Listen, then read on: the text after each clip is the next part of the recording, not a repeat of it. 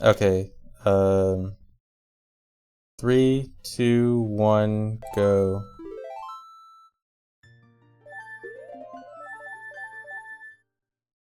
Alright, hey guys.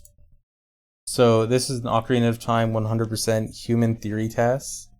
What this means is this is a run done with lots of save states to basically try to get a perfect run, but not a TAS run. So a TAS usually goes by frame, uses tons of save states to get everything absolutely perfectly with beyond human capabilities. What this run aims to do is just do it perfect like a human would, so nothing that a human couldn't actually do, nothing that human hands are literally not capable of doing like some tasks would do, but just doing everything like as good as possible, all the best strats, all that kind of stuff. So basically what a perfect human run would look like.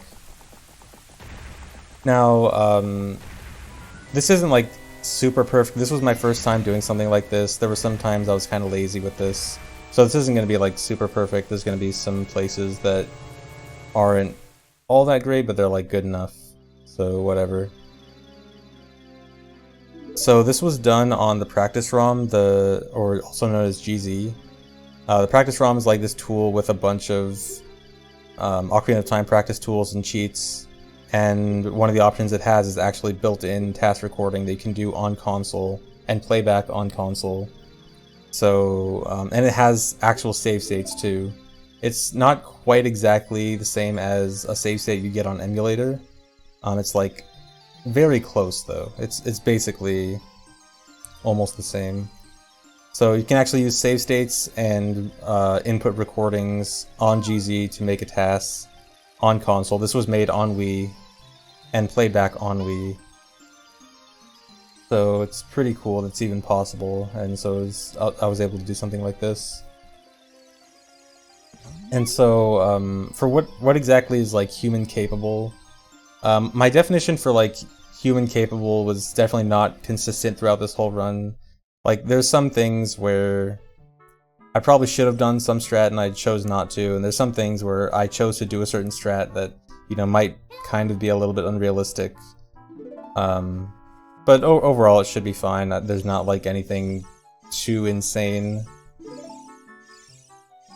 And there's not anything too bad, so I think it's generally a good representation of like top tier human gameplay, hopefully.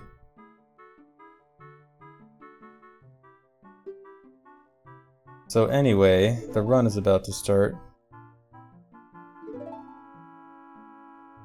So the beginning of the run is definitely the part where like it is the least optimized. I was definitely kind of lazy early on. It's still pretty good, but definitely could be a little bit better early on.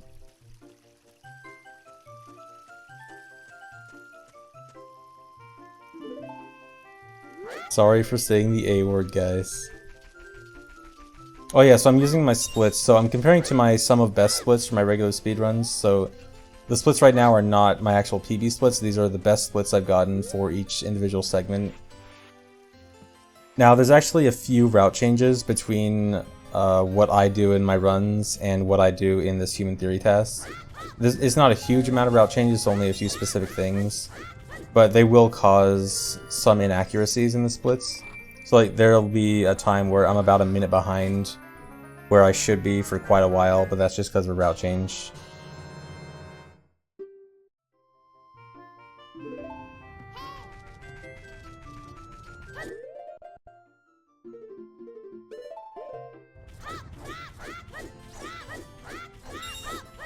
This part's pretty standard, just collecting the rupees.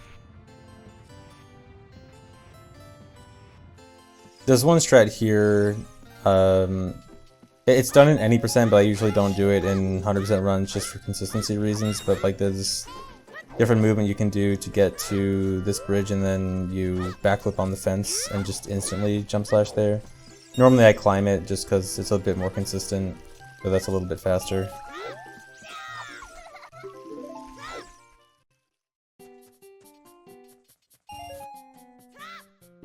Yeah, I'm splitting live. I will split. As long as I remember.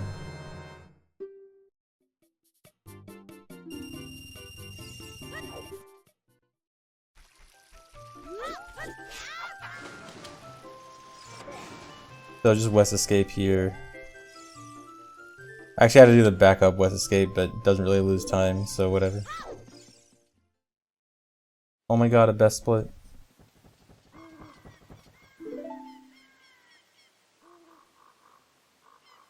So that actually probably could have been a little bit better. Again, I was kind of lazy in the beginning, but still good.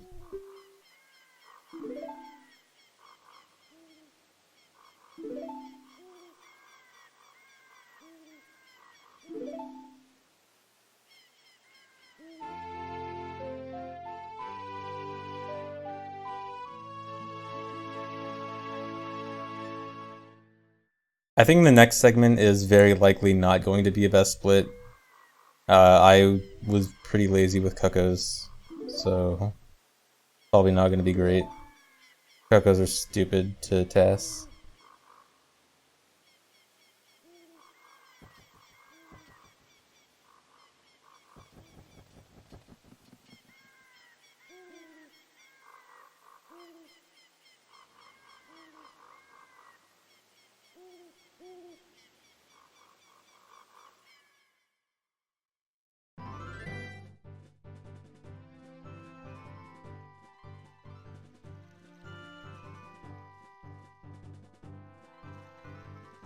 Yeah, so this is kind of similar, a similar concept to a segmented run. Although the thing is, with a segmented run, you're only allowed to save using the actual game saves. And this, I'm save stating like literally everywhere I possibly can. Obviously you can't, you know, actually save every few seconds in the actual game. And so segmented runs are still, they're still done in like, you know, 5 to 10 minute chunks generally, when this is probably done in a few second chunks each. So it's, you can kind of compare, but it's not quite the right comparison. I think a better thing to compare it to is something like, yeah, my text boxes have not been super great. I didn't make all my text boxes perfect. I tried to make my text boxes generally pretty good, but they weren't perfect. I'm not going to bother doing the whole thing. Anyway, what was I saying? Oh yeah, so I think a better comparison for this is something like, you guys have been following Mario Odyssey. Mario Odyssey community does a best theoretical time thing, where they have like all the runners compile like the best times anyone has gotten for any like very small segment of the run, just between one moon to another. And so they eventually compile that all into just one run that has the best recording of every single little tiny segment in the run. And I think they just released a new one a few days ago that was like 57:30 or something. And that's like 2 minutes ahead of the record. And then yeah, some people also do videos of all their sum of bests combined. So like, just take all the clips of the splits of their sum of best and then just combine it all into one thing, just make one run of all the sum of best videos. People have actually been asking me about that specifically for a while, like, you know, if I could make a video of all my sum of bests all combined. And the thing about doing it for 100% is it's just so much work for 100% because there's so many splits and it takes so long to do. And not only that, but my best splits are gotten over such a huge period of time, where like I'd have to go back to, some of my best splits are super old, and I have to go back to really old, I'd have to go back to like really old runs to get some of my best splits. It's just way too much work for 100%, but this is basically the next best thing. Oh yeah. So when the reason the screen went black there is because when I'm recording this, or when I'm playing this back, this is, right now it's a recording of a TAS playback on console. And Wii has a thing where like if you leave the controller, if you don't touch the controller for 5 minutes, then the screen goes black. I turned it off later, so it's not going to happen later on in the run, but for this segment I forgot about it. Okay, so these Cuckoos were not super great. I'm probably going to lose time here. Hopefully this is the only time I lose time in the run. Well, I'm actually going to lose time on the next split, but this is because of a route change. So this is like the one major route change from... It's not really major, but like the one significant route change, I guess, from my regular run is in normal speedruns, I do Bomb of the Well in 2 trips. I do the first trip just to get Bomb Shoes, Lens of Truth, and 1 Gold Skulltula. And then I come back later to get 2 more Gold Skulltulas with Boomerang, because these 2 Gold Skulltulas are just super terrible to get with Boomerang. But with this, I end up getting all 3 in the 1 trip. I just got ISG off of that stick pot, so when I did a crouch stab on the pot to get ISG and the stick at the same time. And that ISG is going to be for hovering to the 2 Skulltulas I mentioned. So these 2 Skulltulas, if you don't have Boomerang for them, then you need to hover up to them. And hovering up to them can be kind of stupid. The first one isn't too bad, the second one is super bad. So this is the not too bad one. There's flying pots in this room, you can hover off of them. You can hover up to the Skulltula, do 1 extra hover, it kills the Skulltula, and then you can just grab the token in midair. I also did a cool forward side hop there to grab the token and move closer to the door. This next room is pretty much the reason this isn't done in regular runs. It's not that it's super difficult, it's that it's random because it's based on Keese movement. So I have to manipulate how the Keese attacks me here. So this is the good Keese pattern where you just like go straight at me after I get to the wall. Then I just have to hover off the Skulltula a few times. And I swing the bottle to actually hit the Skulltula. It's not that the bottle actually hits it, but it moves Link's hitbox with ISG enough so that it hits the Skulltula. And so after this, I normally need to do the Ocarina dive to the basement, and luckily exiting that door puts the Skulltula, or the green bubble, in just the right position to do the Ocarina dive fast. I actually messed that up and I had to like do a jank backup, but it worked out, and it doesn't lose time because I have to wait for the bubble anyway, so I just took it.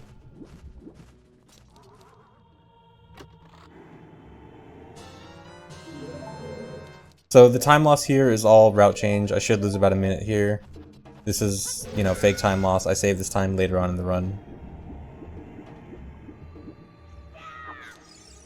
It'll be better to, for this run in particular, it'll be better to pay attention to the splits individually rather than as a whole.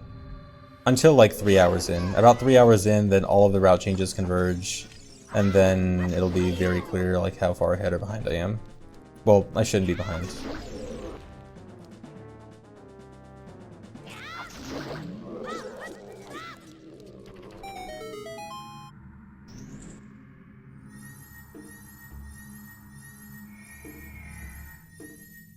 Okay, yeah, so about a minute behind here.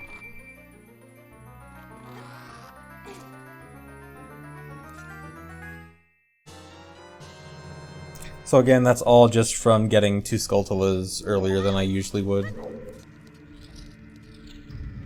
So here I usually buffer this vine clip, but I chose not to. And then you can also, normally what I do is I swim to the other side of this cage here, and then I clip on the other side. But it's faster to just clip on this side. It's just much more consistent on the other side, because doing it on this side, you have to come up out of the water right as you hit that corner to clip into the room.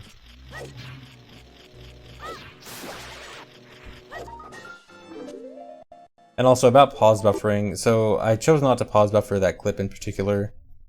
And so for pause buffering in this run, depending on the trick, I chose either to pause buffer it or not to pause buffer it. It depends on the trick there. Like that trick in particular, I don't think it's too unrealistic to do it unbuffered. I just pause buffered in my runs just for consistency.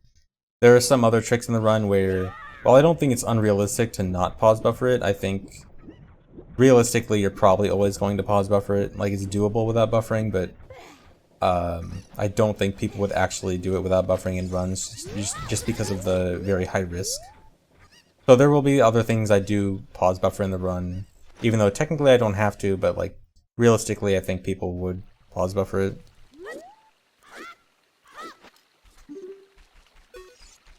So there are some strats while making this task, there's some strats that I thought maybe I should look at again and see if I should add it in my runs.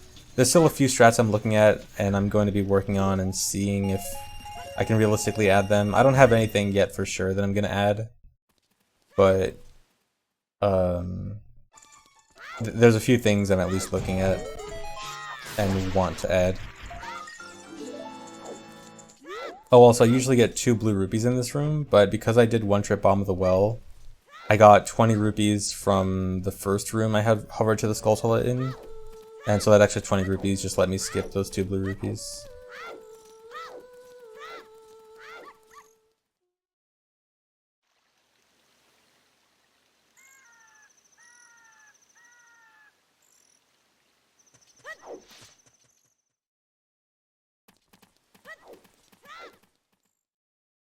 Oh yeah, I should talk about the numbers at the bottom. So at the bottom there's an input viewer, so the 2 numbers are X and Y coordinates on the control stick.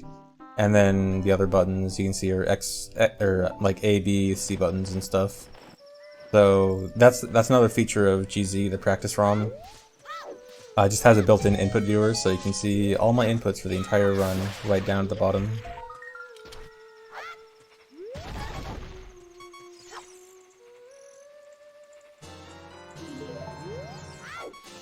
That RBA there is just to get an extra bottle. RBAing with bottle on C right puts a bottle in your 3rd bottle slot. So now I have 2 bottles instead of 1.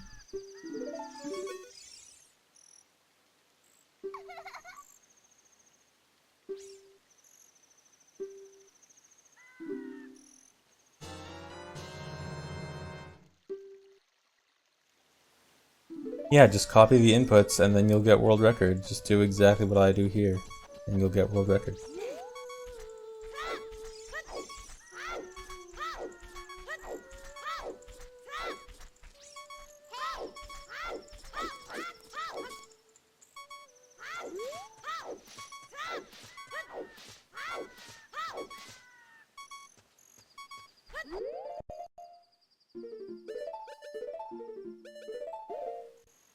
So the starting RNG value is not different.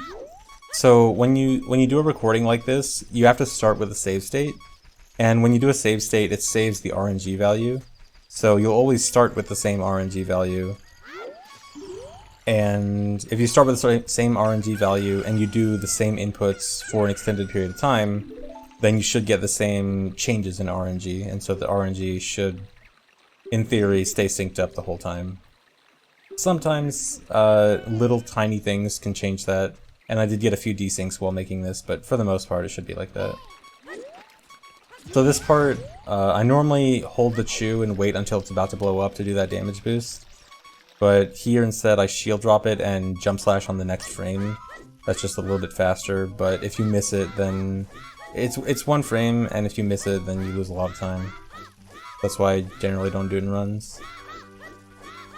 For the guards here, if you do frame perfect side hops the whole way, they can't catch you, so in a TAS where I can just save state and keep retrying it, I just slide hop as much as I want and they can't catch me. In an actual run it's a bit risky. It is done in some other categories like No I Am Wrong Warp, like shorter categories where it is really important to get fast guards. They do that strat where you just slide hop past the guards and hope you don't get caught.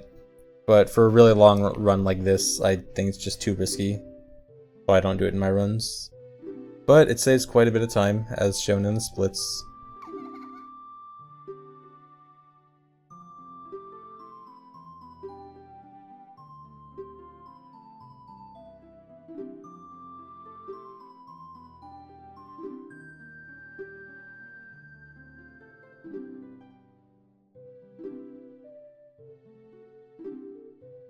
I am behind because of a route change.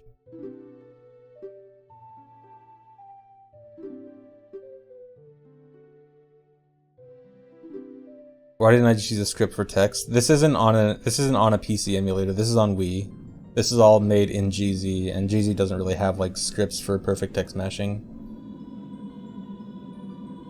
So again, I try to get good text, but I wasn't out to get like perfect text.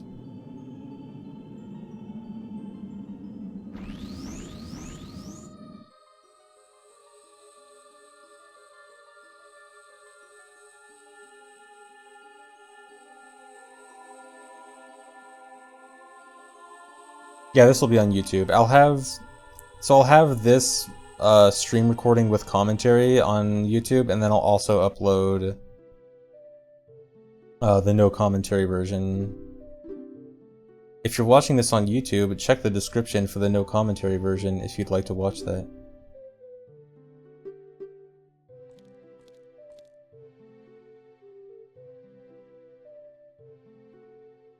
Hi, YouTube.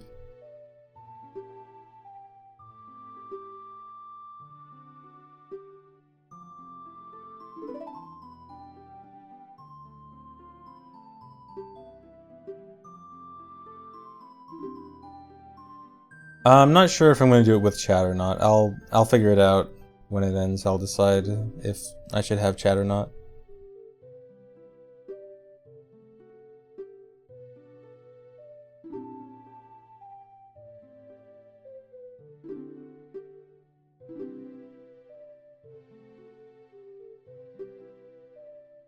If you guys are good, then I'll put chat in.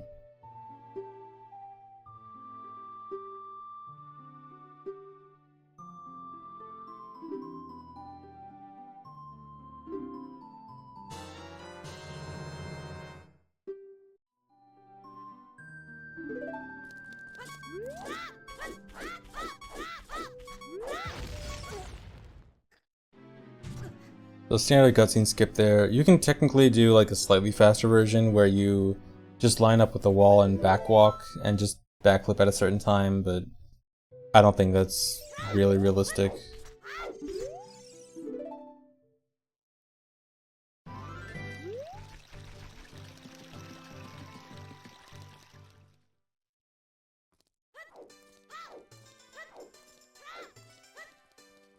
Yeah, I fixed all the desyncs. Well, one desync I got lucky, and it fixed itself half the time. And the other two desyncs I had to manually redo a bunch of segments.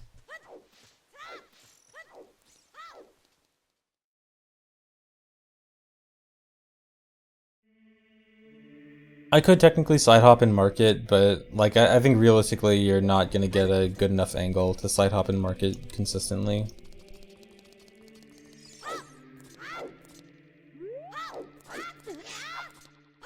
Oh my god, perfect dot skip.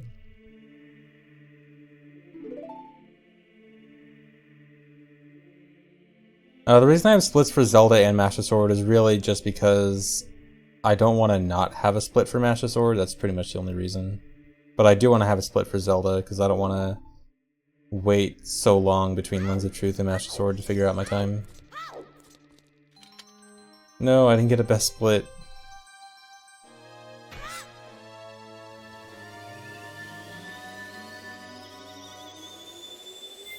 Suboptimal.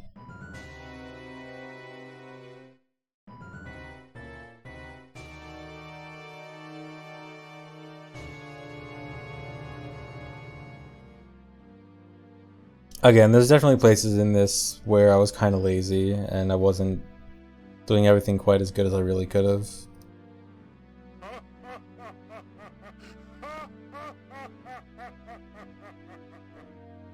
But I think most will be best splits.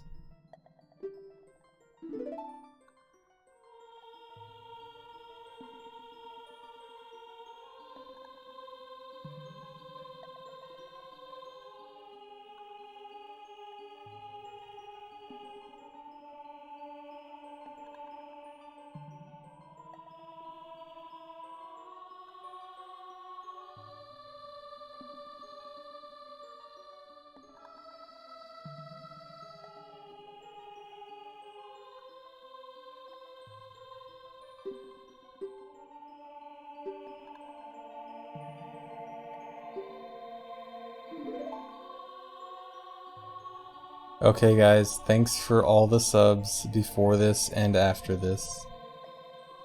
No, another black screen. Oh well.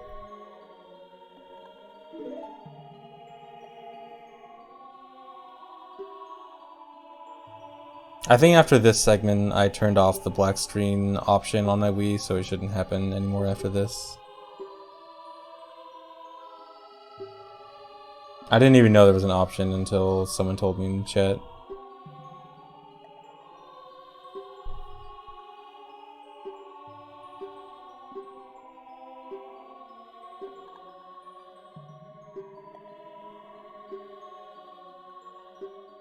I turned it off after Ice Cavern.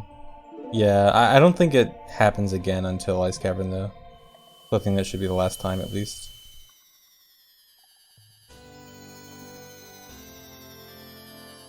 Did I make popcorn for this? No.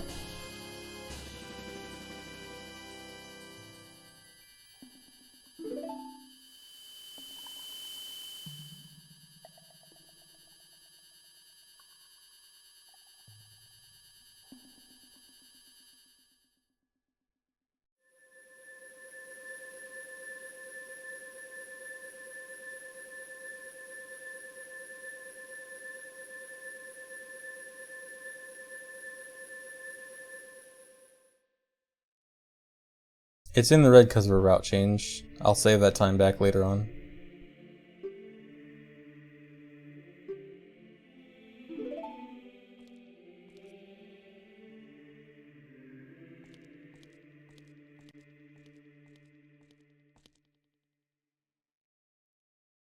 This is the task put together. I am not playing right now. We are watching a video. Literally pre-recorded.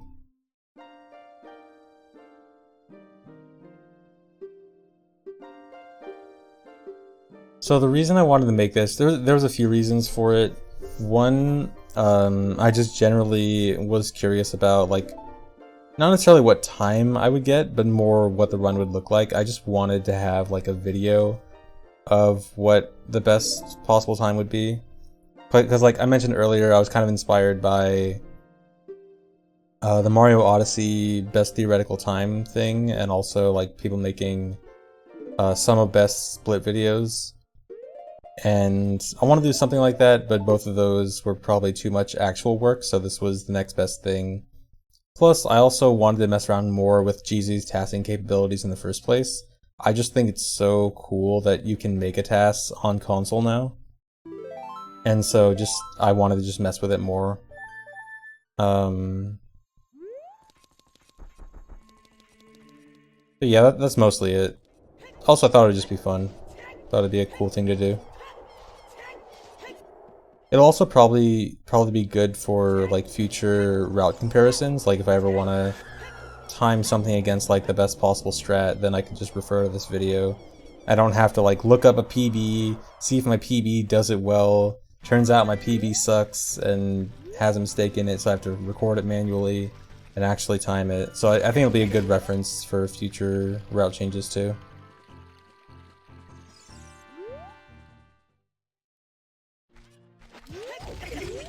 Oh yeah, slightly faster Hess there. I actually used to do that Hess and then I stopped doing it, and for some reason when I was trying to do it in this run it was really hard, even though I used to be okay at it.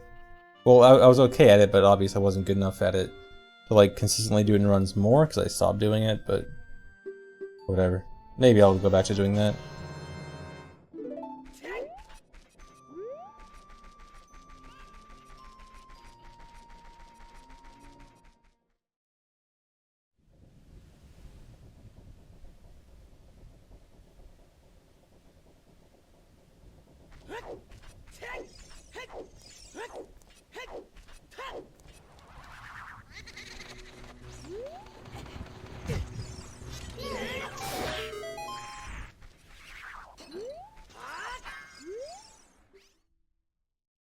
Just getting the Poe as I fall into the grave there just saves a little bit of time.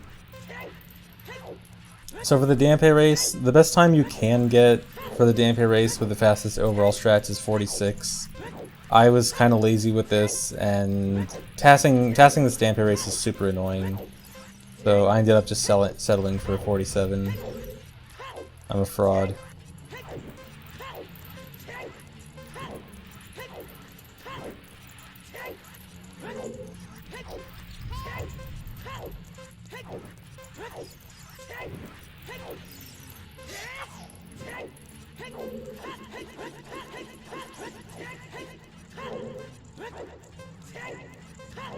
Little side hops there that probably don't save time. Hey, I almost got a 46.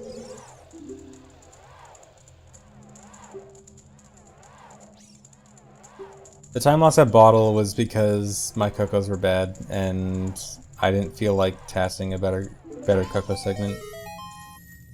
Me being lazy. I stopped being as lazy later on to the run. I think the early part I'm kind of lazy, but as I go on, I'm more focused on like actually getting good segments.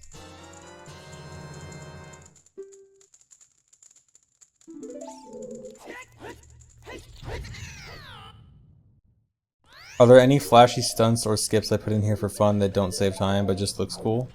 Yes. There's probably one part in particular some of you may know that is well known of me doing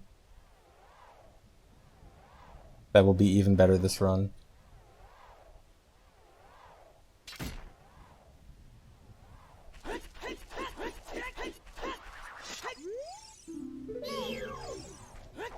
Oh yeah, that text box was up an unusually long amount of time because I save stated during the text box, and like when you load the save state, there's lag after it, and so like I guess I didn't realize how long the text box was up because of the lag. So more non-optimal gameplay, but hopefully it'll be cleaned up soon.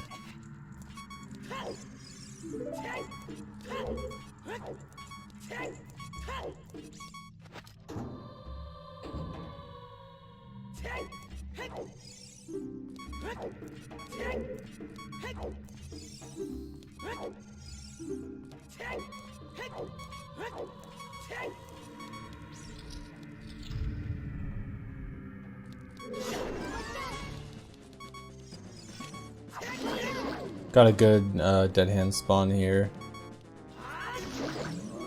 You just want them to spawn decently close and not near the hands.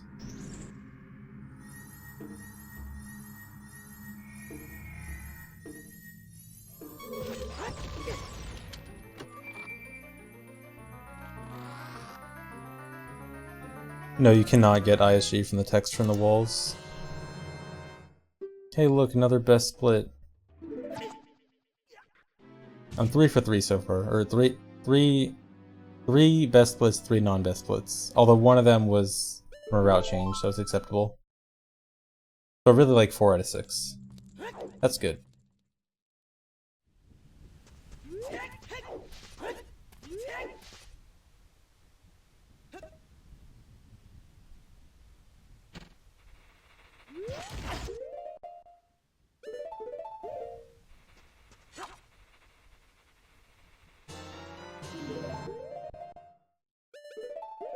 So just doing RBA there.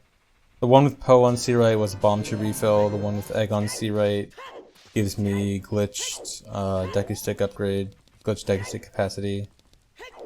Time to go up and down the stairs 17 times.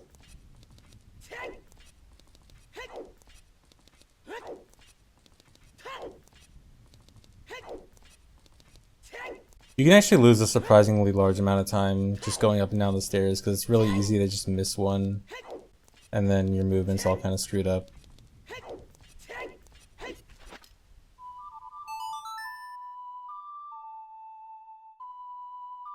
And so doing that just despawns the Sunsong gravestone, so I can get into Sunsong grave quickly without having to blow it up with Zelda's Lullaby.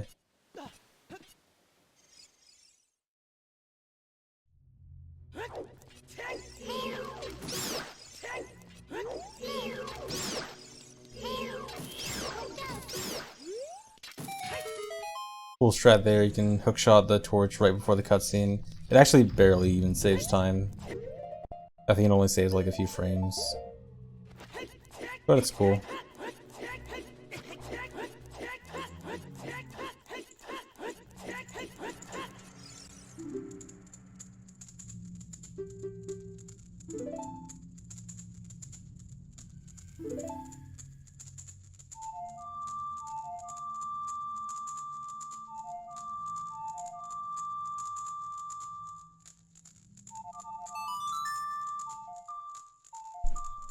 First try.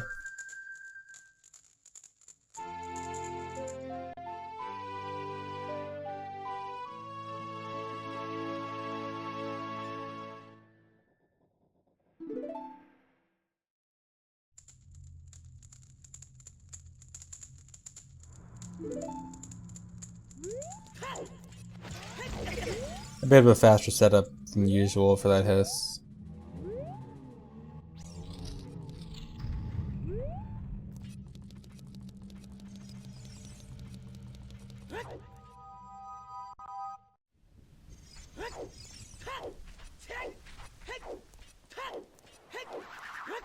Enemy RNG spawns, for the most part, don't really matter too much, aside from stuff like Dead Hand, where it's just a matter of reloading the room until I get a good spawn. And even then, Dead Hand did not take a lot of time to manipulate. So for the most part, enemy RNG spawns didn't really matter too much. So for the second Dampe race, getting a 46 is much harder because you don't have sword. It is possible, but very difficult. So this one I just settled with a 47 and didn't feel bad about it, like the other one.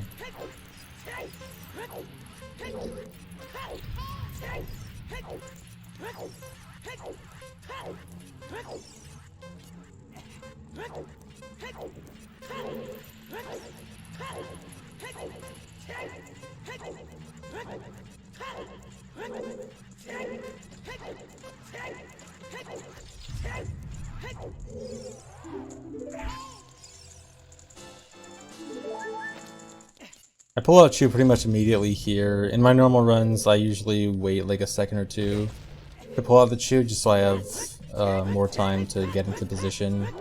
So that's a little bit faster. Yeah, you can get a 45 if you start from the bottom, but then starting, like, you know how there's a platform at the beginning you start from and you have to jump off that platform? If you start from the bottom of that platform, then you can get a faster race time, but it's slower overall. So that's why it's not done.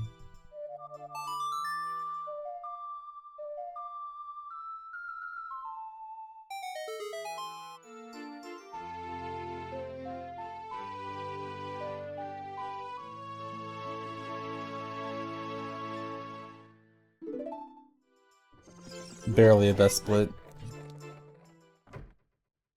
Okay, so this segment right here is actually spliced in from later on. So when I was first making this, I forgot that for doing the one-trip bomb the well route, you actually need to get the heart piece from the guy on the roof right now. And I forgot about it until like halfway through the run. So this is technically spliced from the segment like from the windmill right before this. So don't pay attention to my heart count for the run, because for most of the run I'll have one less heart piece than I should have, and then like later on near the end I'll magically get a full heart while only collecting 3 heart pieces. Don't pay attention to it, not important, but you know.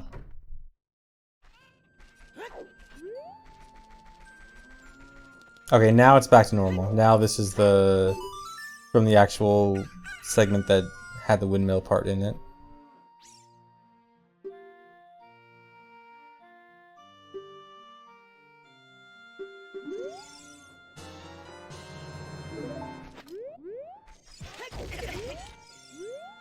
You can Hess off the Cuckoo Lady there. It's kind of awkward to Hess there, because a lot of the time you'll target her, and then targeting her will mess up the Hess. So what you do is you will like try to have the Chew explode on the very side of her, and then you'll usually avoid targeting her. At one point I was trying to do that in runs, but then I kept messing it up, and then I eventually took it out again. I might look into it again, but it's still like, it doesn't actually save that much time. It only saves like a second or two. So like it's nice, but it's not like the biggest time save that I absolutely need to put in.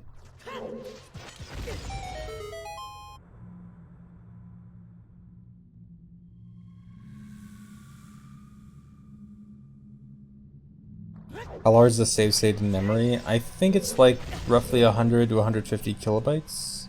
I think, if I remember correctly.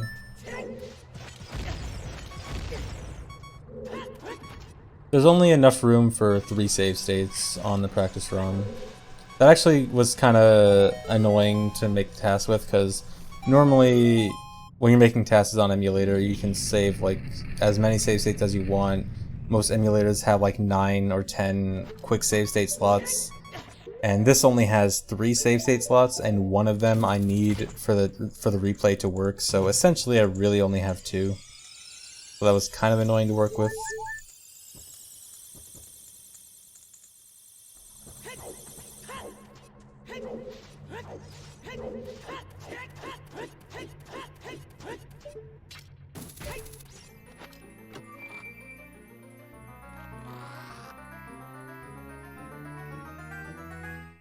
No, dude, not a best segment. What did I do wrong?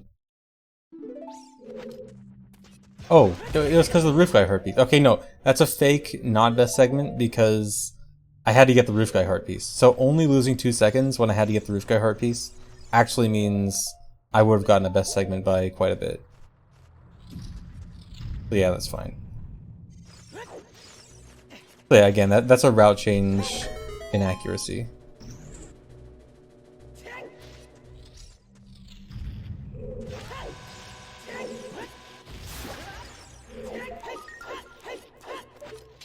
So there's actually a slightly faster strat you can do here where you use another chew to kill that Skulltula while you're grabbing the first Skulltula.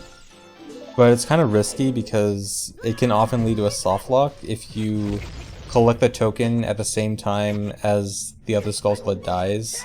So a lot of people don't use it, and it doesn't even save that much time in the first place, so I chose not to use it here.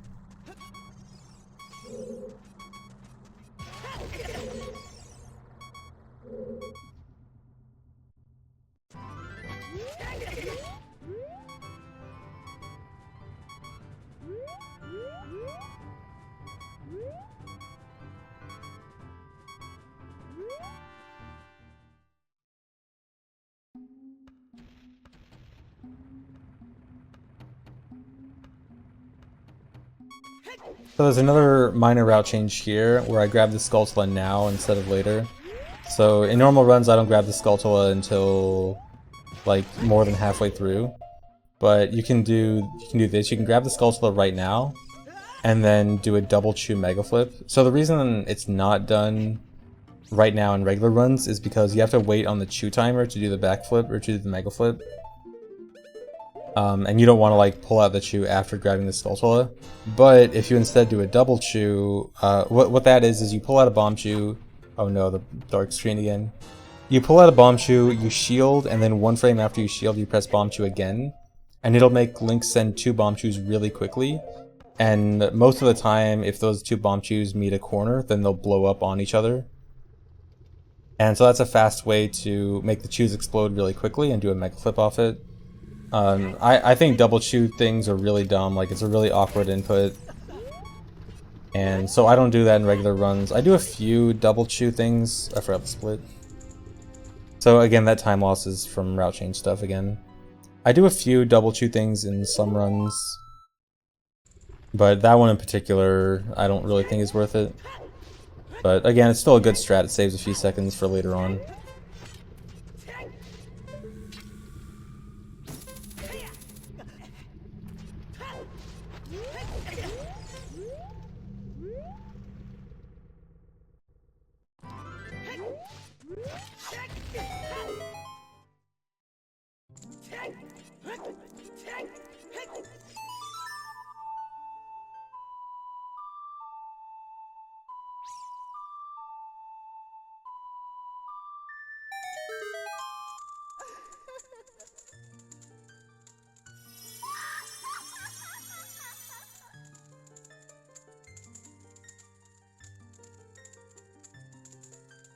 There are some things I'm looking into incorporating my regular runs, but nothing for certain, and most likely very few will be added.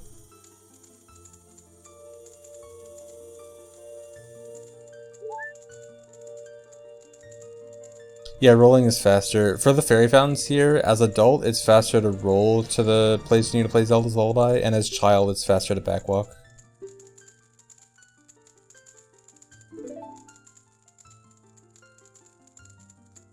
Because as child, backwalking speed is faster than... Or wait. Yeah, backwalking as adult is faster than backwalking as child. Or no. Rolling and backwalking is faster... Wait, I'm forgetting how to explain this. whatever, it doesn't matter. The point is, rolling is faster as adult, backwalking is faster as child.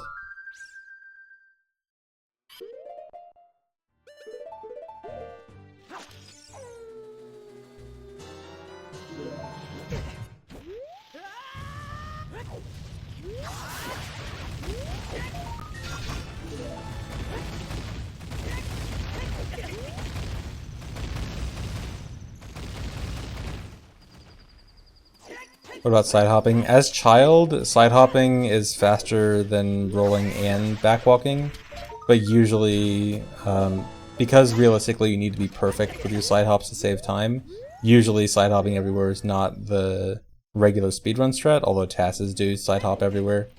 As adult, side hopping is slightly slower than backwalking and side hopping, or slightly slower than backwalking and rolling, but side hopping is still situationally good, so you'll still see side hops a lot. Just not everywhere like child in the TAS.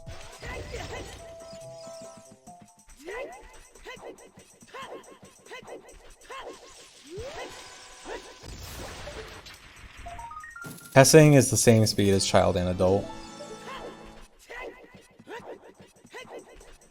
No, this won't break my sum of best time because I made a separate split file. This is a copied version of my splits.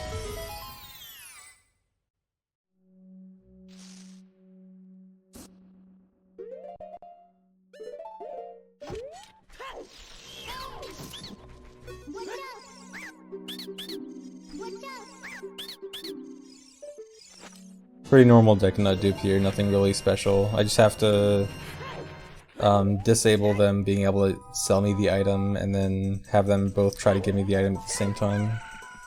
And they give me 2 nut upgrades.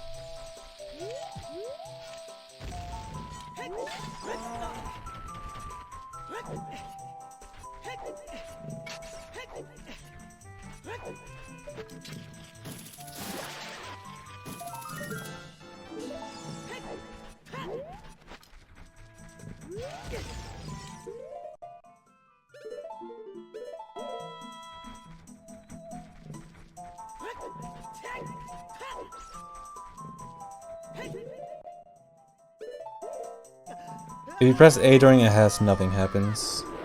You can't press A during a HES, it just doesn't do anything.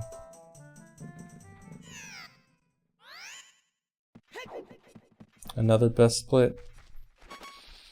So the glitch state with the ladder, you have to get on a ladder and then get knocked off of it by a bomb without actually regularly leaving the ladder. And so what that does is it puts you in a state where your A button still says down, like as if you were on a ladder to get off a ladder. And so you're still like kind of on, in a glitch state where you're kind of on the ladder but not really. And in that glitch state you're able to walk on slippery slopes, and that's why I could walk on the slope there and get out of bounds.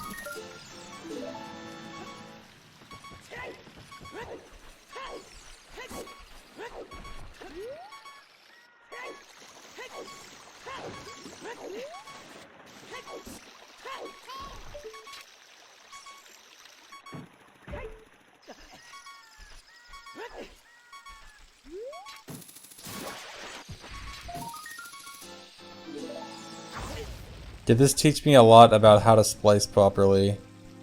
Probably not. My splices in this run are probably not that great. I don't collect the heart piece there because it just happens to be slightly faster as child. I have to come back here later as child, and it's just faster to get it then. Okay, so I kind of messed up here. There's 2 different strats here. One, you could do this mega slide up that I did right there. And the normal strat I do in speedruns is I equip hover boots and just go behind the waterfall from the other side. And I was going to do the hover boot strat out of habit, and then I just remembered, oh wait, I should actually do the mega slide hop, because it's the only reason I don't do the mega slide hop is it wastes more time of day, so there's a higher risk of not making it into Zora's domain on time. But in this case, obviously there's no risk there. So reading that sign there, reading that sign is to unfreeze King Zora. In normal runs, I read a different sign. I read that sign next to the torch over there. But it's faster to read that sign closer to the tunnel. But it's kind of awkward. You have to read it. You have to like end the HES and then immediately read the sign, and it's just kind of awkward to read it. and get the right camera angle to still unfreeze King Zora as well. Would this run look legit if the bottom portion of the screen wasn't in view? It would probably look legit for most of it, but the splice at Ocarina game would be super obvious. And also, it's probably something you could easily detect with like audio analysis. Like, there's a few places where, because I have to splice all these segments together. This is not like one continuous task. It's multiple segments spliced together. And you could probably very easily do audio analysis to figure out the splice points. I had to do this in multiple segments because while tassing on GZ is super cool, it has limitations. One, it can't record through resets, and obviously this run resets a few times. Unless you're on N64. The N64 version of GZ actually can record through resets. But Wii is stupid and won't let you do that. And then the other thing is, it has a limited amount of time it can record for. It can only record for like roughly an hour. Oh wow, this is a big one. So, yeah, GZ recording can only record for roughly an hour. And so I split this up into like 30-minute segments just to be safe.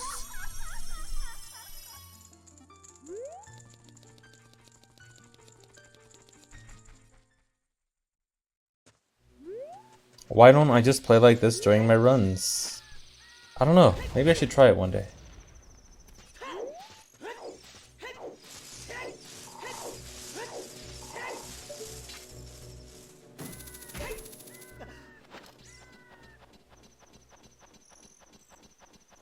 Yeah, no magic pot. So in runs, I usually get the magic pot there, just for safety so that I don't get the magic pot somewhere else in the run.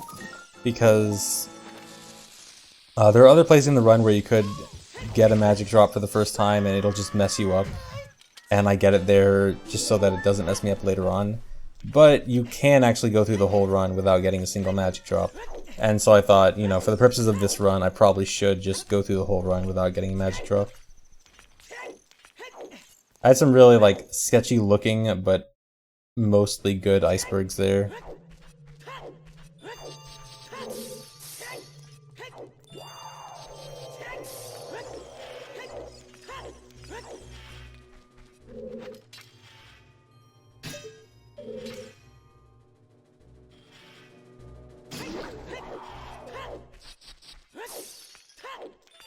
So time-wise, like, for the splits, the run won't actually be synced until Light Arrow cutscene, which is like almost 3 hours in. So it'll actually be a while before the splits are completely synced.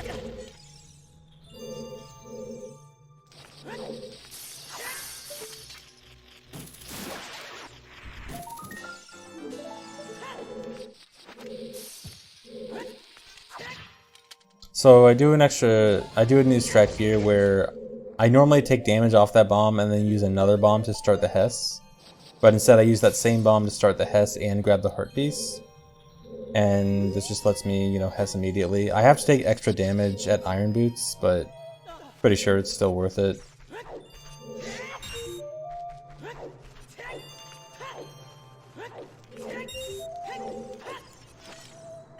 Got the double gainer. This part was really annoying, so I had to manipulate the keys. I was trying to get it so that I could avoid killing the keys, but I'm pretty sure I could have, but the keys were just being super dumb, so I just killed them.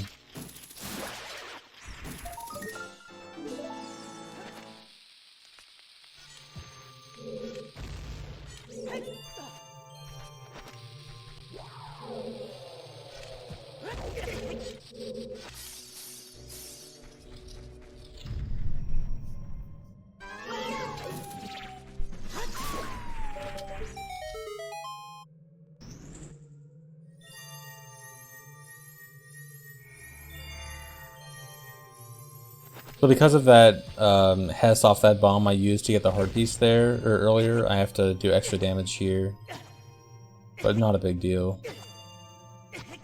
And then I can also just So normally in runs, I try to press pause and A there at the same time as like an option select where if I pressed both, oh, I didn't split. Whatever, that was a late split, but whatever. So I press pause and A at the same time, so if I miss one input, then the other will cover me. But there, I just only press A because, you know, I don't need to pause. It was a 14-second best split, nice. Dang, really? I can still save that much time in Ice Cavern?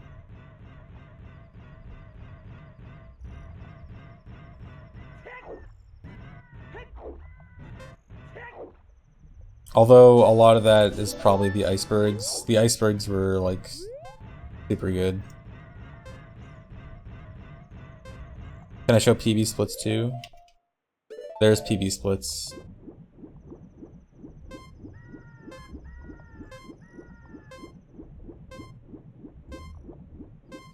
Oh yeah, the magic pot skip, forgot about that. So you can kind of realistically do this without a setup, but I decided I should probably just do the setups for tricks in this run. So it looks like there's an extra pause here, that one pause right there.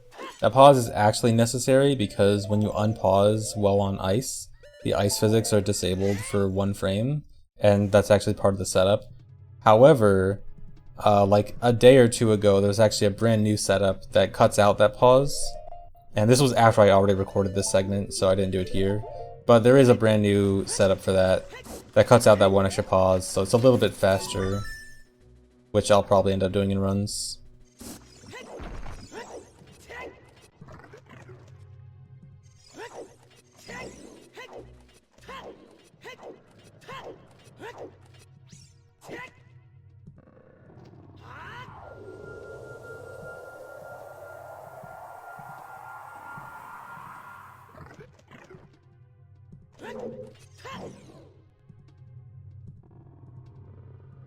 You can't weird shot into the ice because when you do a weird shot, you don't actually go underground. It's only the camera that goes underground. Link does not.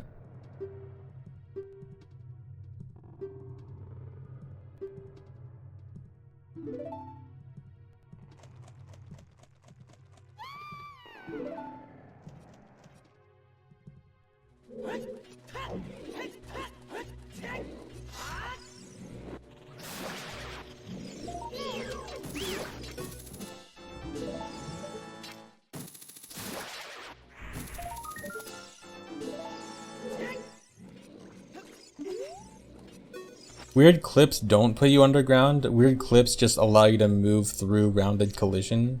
And there are just certain cases, like the weird clip into the silver rock in Zora's Fountain, where going through rounded collision makes you grab a ledge.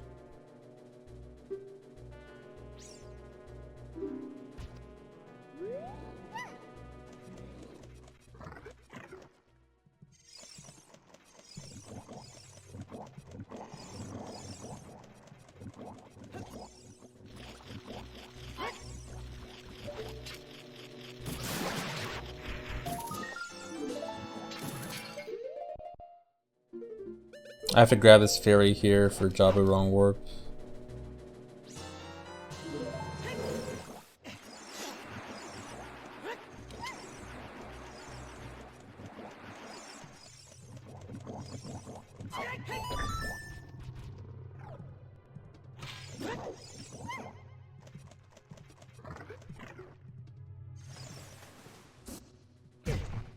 Gotta sit here and take some damage. More setup for the wrong warp. No, this is not a segmented speedrun. Segmented speedruns do not use save states.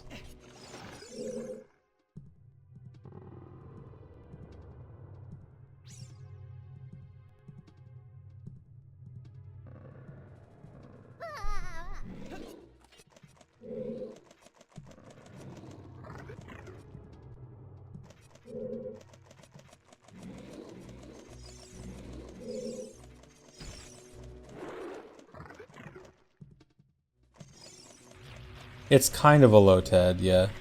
Although low TADs are more for demonstrating runs that are too difficult for a human to really do.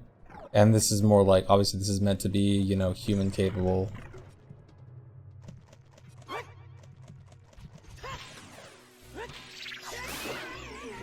Low TAS, yeah.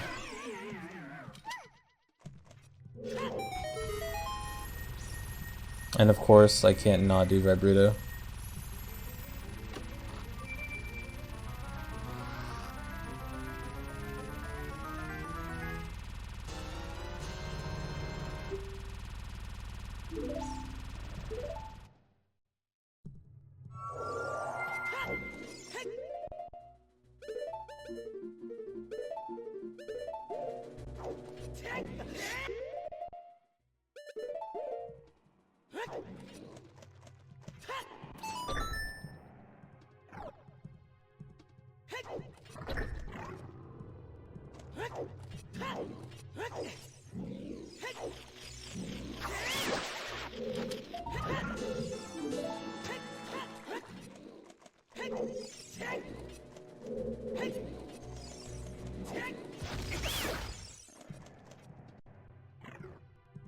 Have I ever missed that jump over to the pre-boss door room? Yes, I have, and it sucks.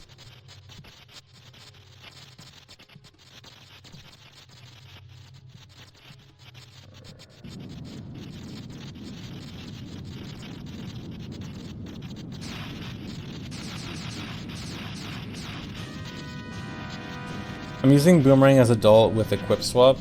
So what you do is you have the cursor over the item you want to equip. You go to a different screen on the item screen. You go to either to equipment or the map screen.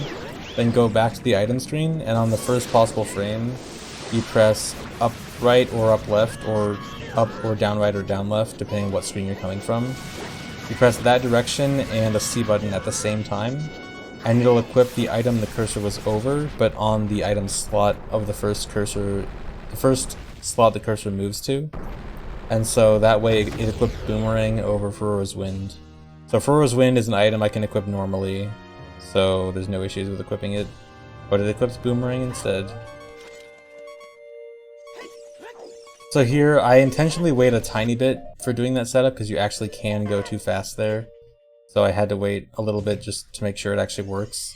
You have to wait until Ruto is fully loaded in the warp. So I die on the edge of the blue warp, and this lets me do this thing where every time I stop moving I get dragged back to Ruto. And then this is so I can die again, and the second time I die, I'll die with Ruto's text box up. And then I'll be able to move around with the text box up after this.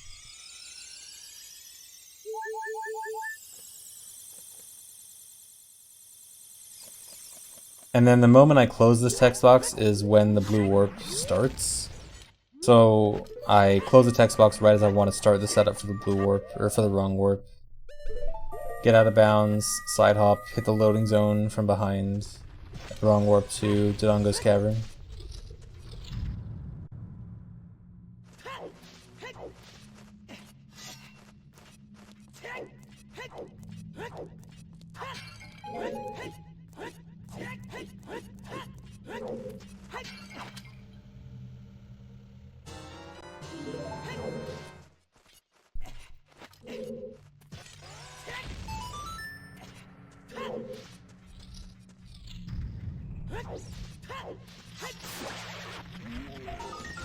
It's definitely not the hardest wrong warp in general. It's probably the hardest wrong warp done in this run. Although even then, it's not too bad. But there's other wrong warps in other runs that are significantly harder.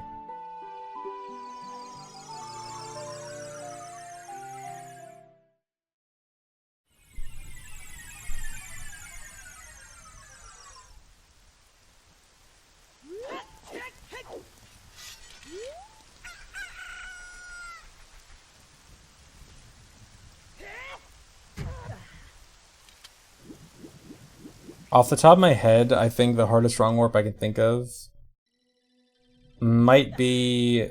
well, actually, this probably isn't the hardest wrong warp, but one thing I can think of is that same Jabu wrong warp from Jabu to DC as Child. It's super difficult as Child. So right here for this Furo's Wind Dive, I normally use ISG for it, just because you want to be on the very edge so that the Tektite can push you off. You don't need ISG for it, so I didn't use it here. Although it is kind of dumb to do it without ISG.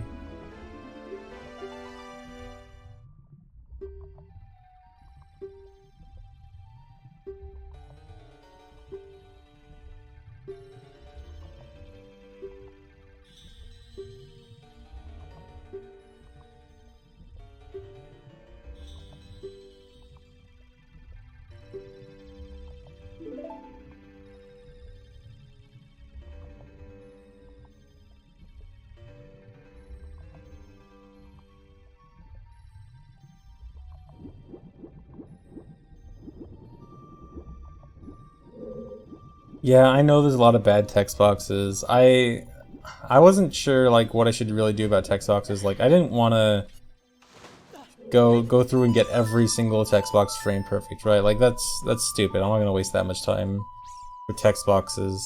And plus, like it's supposed to be human, you know, human theory.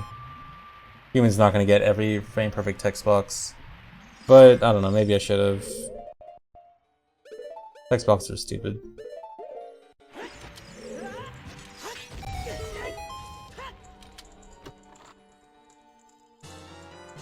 Being human in 2019, lol.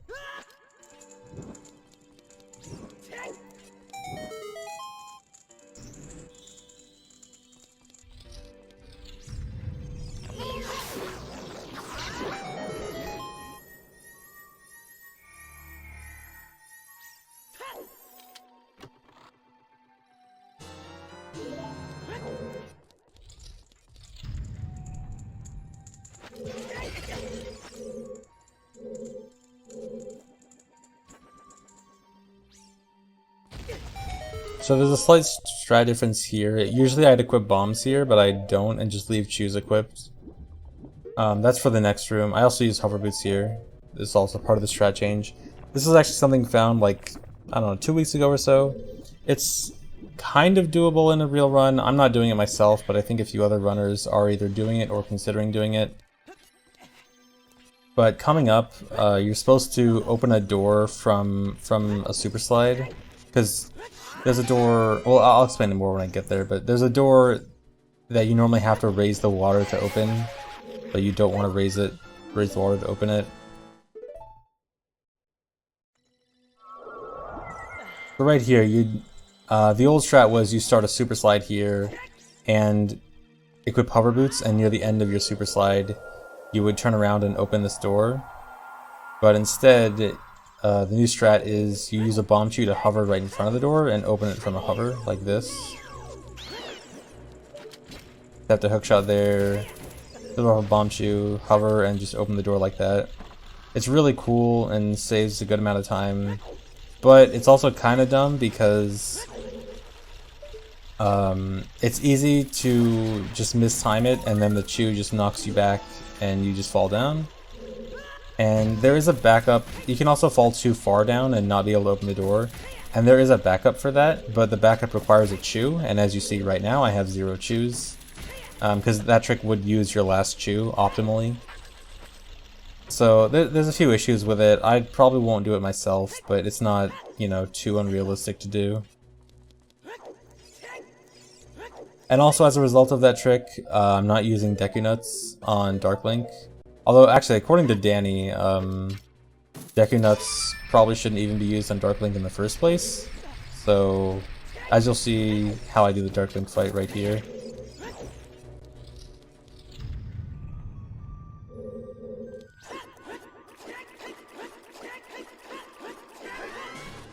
So I do this strat for the Dark Link fight where you just start the fight by side hopping through and then just do the slide slash strat.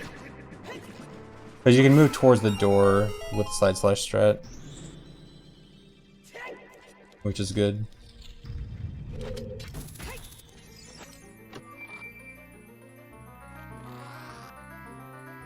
More time save.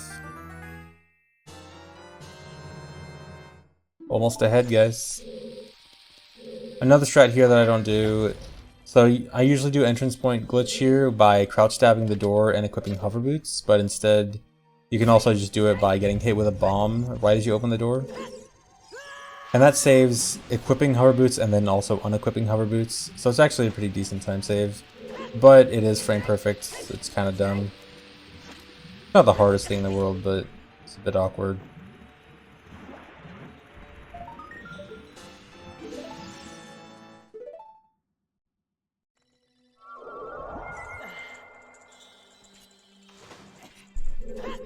Now it's time for the weird shot gauntlet.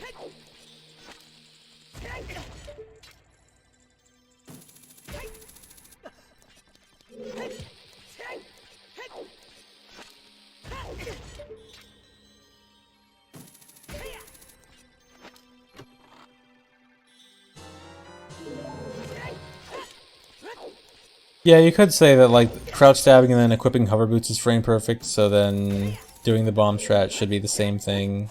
So I might look into it. But you also have to wait for the bomb to blow up, and if you miss the bomb blowing up, then you have to wait for another bomb fuse, whereas if you miss the crouch stab, you just do another crouch stab. Yeah, and also the pause buffering there sucks. Yeah, it's definitely not hard, it's just a matter of consistency.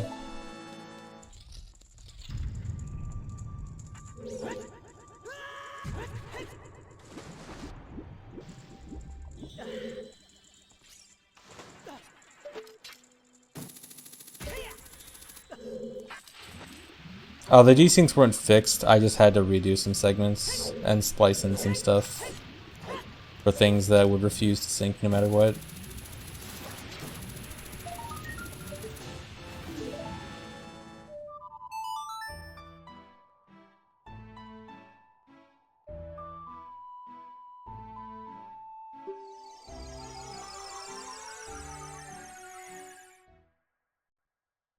Almost ahead, guys. Almost ahead after a route change that cost me a minute early on, and I haven't saved that minute yet.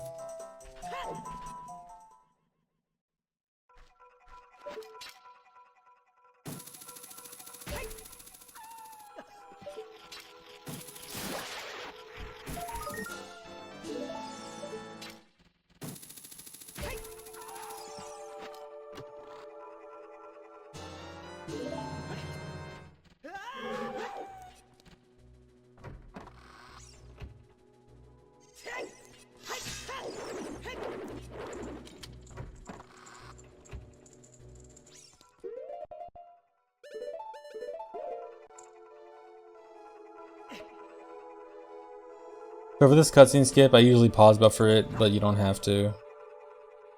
So no pause buffer here. It's not too risky to pause buffer. It's not too risky to pause buffer if you're good at mashing, but I suck at mashing.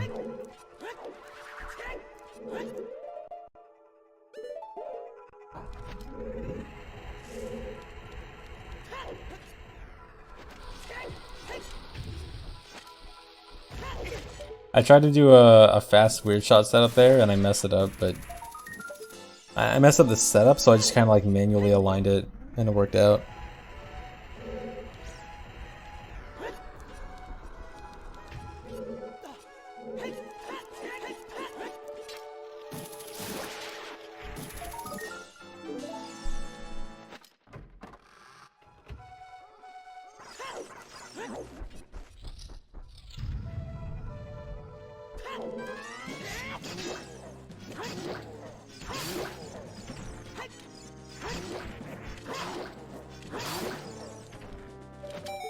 Good fight.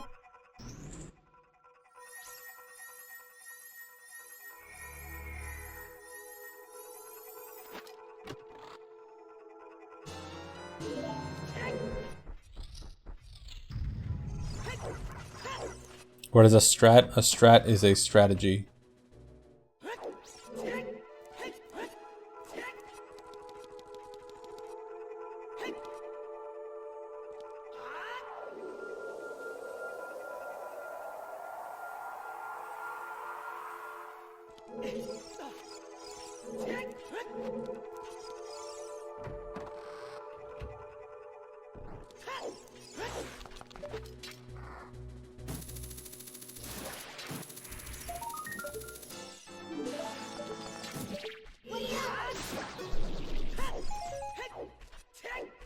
I have to kill that Baba for the stick, because I need 2 sticks later on, and I had 1 stick before that.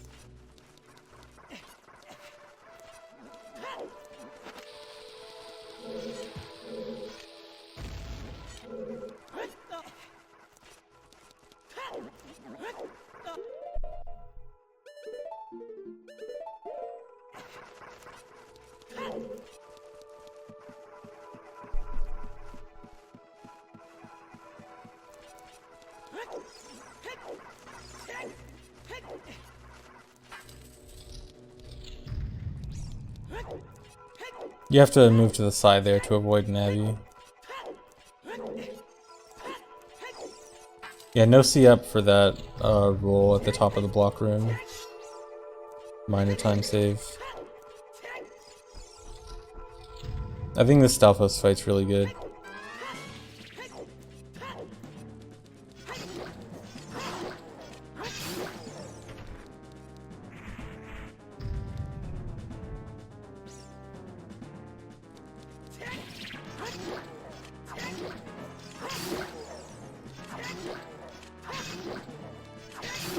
Good fight. And I'm right in front of the chest.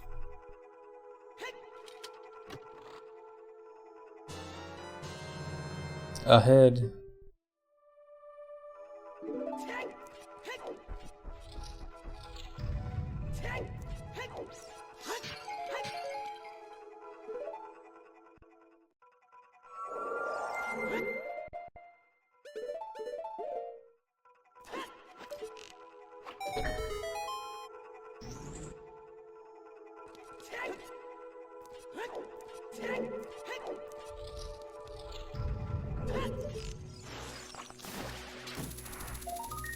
The glitch quiver is, so all the stuff, the weird stuff with the bow right now, I got a glitch quiver earlier when I RBA'd Kujiro, which is why I only have a max of 20 arrows here.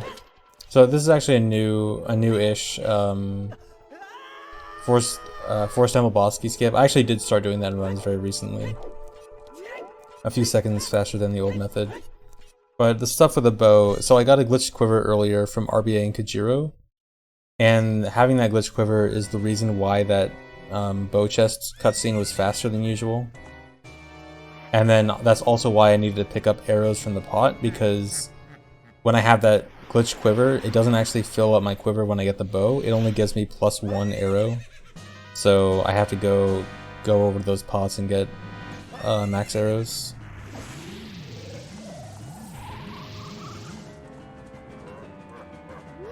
Yeah, only having 1 arrow. If I have 0 arrows and it gives me +1, I'm only gonna have 1 arrow, and I can't really do stuff with 1 arrow.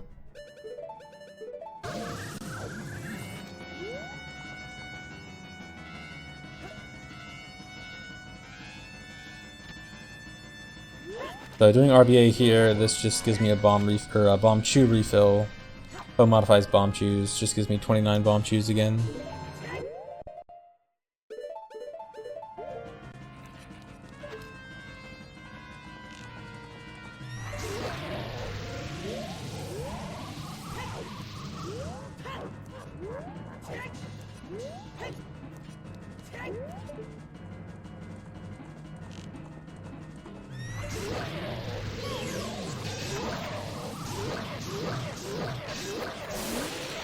So when he comes out of the painting, if he moves really close to you and you have ISG active and you shoot him with the bow makes him spin his staff, which makes him vulnerable, and if he's close enough to you, then ISG will hit him and knock him down really quickly.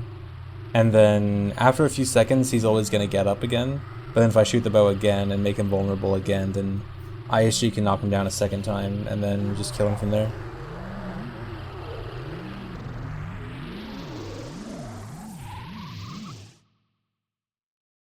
And I have to make sure to end that fight with exactly 13 arrows for a bottle adventure later. Having 13 arrows is gonna get me Ferora's Wind on my B button.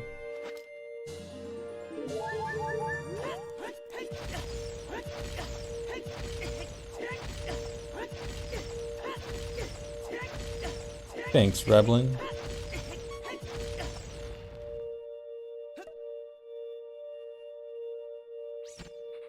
The task macro starts from wherever you saved a save state from.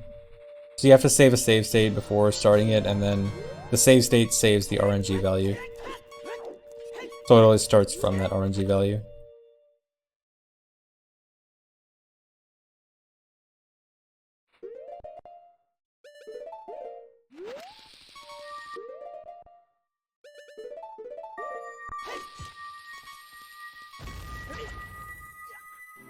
The dying here skips this cutscene. So I just equipped a fairy, and the reason that fairy is not reviving me is because it's a fairy in a duped bottle. It's not in one of the 4 main bottles.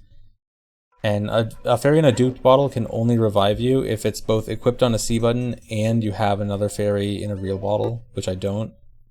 And so the fairy will not revive me. The fairies... Oh, I forgot to split. I'm gonna skip that split because it was a long time ago. So I actually should have split there. That was actually going to be a big best split. The fairy's actual purpose is RBA.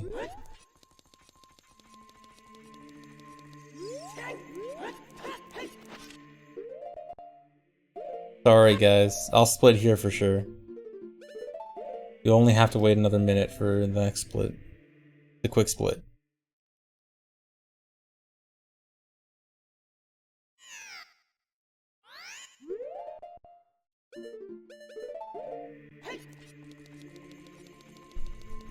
How am I missing splits? Gee, maybe because I'm not used to splitting when not doing a speedrun.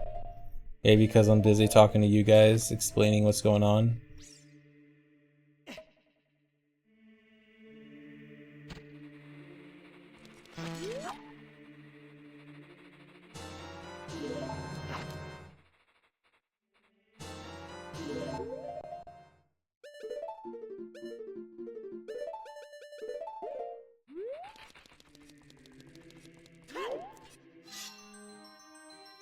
There's your split. Are you happy now?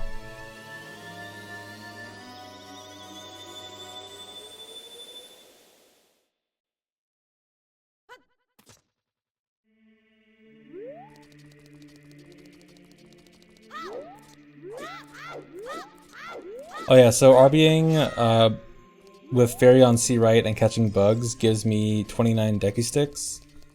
Fairy modifies Deku Stick count and bugs is 29. So I really need those Deku Sticks for later. Later on in the run I'm not going to have a sword, and so Deku Stick is going to be my weapon of choice. And so I need a lot of them.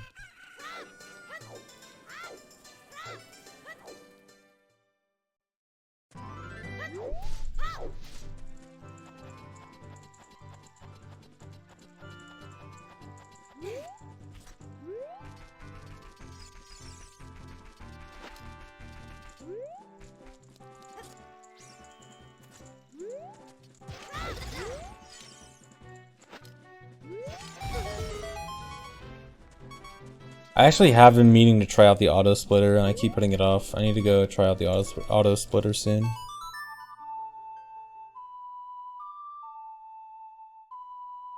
These routes don't fully merge until Light Arrow cutscene. It'll partially merge after Dampe.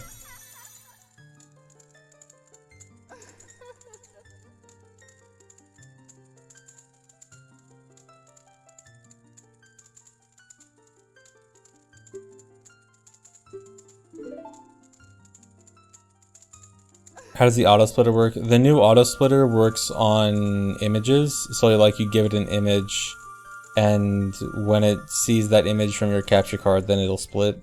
And it's a bit more advanced than that. You can have it like check for parts of an image. So like it's more accurate, so it doesn't like, you know, if an image isn't exactly perfect then, and there's like one tiny thing that's off, then it doesn't split. It's more advanced than that, so it won't like miss splits for dumb reasons like that.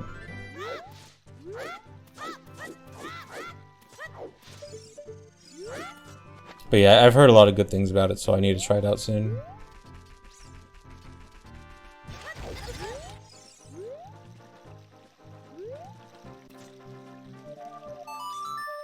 Yeah, I know the total time save, but I'm not going to tell you guys.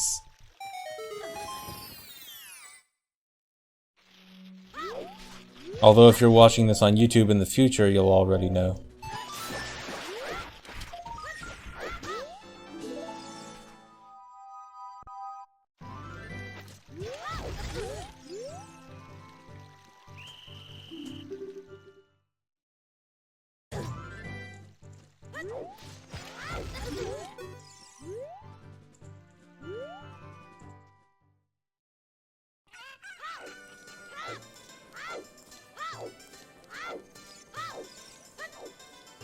Rolling around there is hard.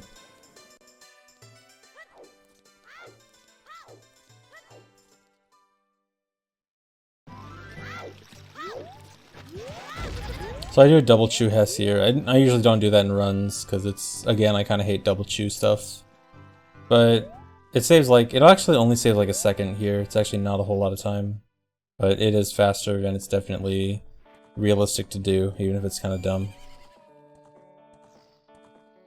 No, if I rolled around the other side of the fountain, there's that dancing couple, and you talk to them if you try to roll there.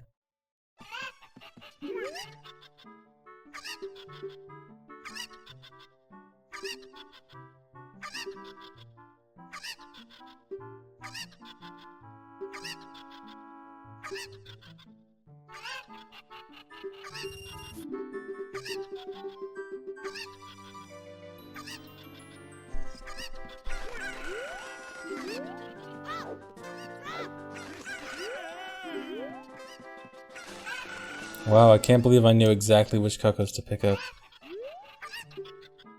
Perfect Cuckoo game.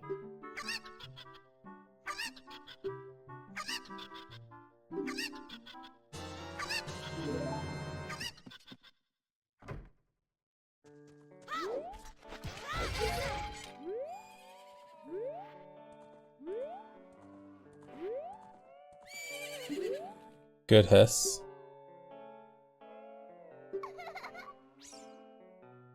How many attempts was Cuckoo game? A lot more than it needed to be.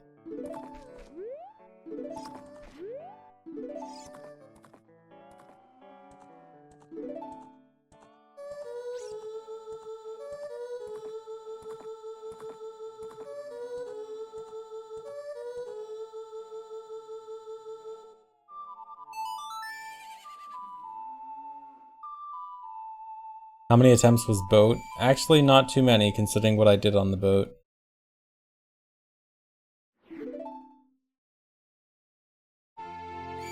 Did this task take longer or shorter than expected? I expected it to take about a week, and it took me 5 days, so slightly shorter.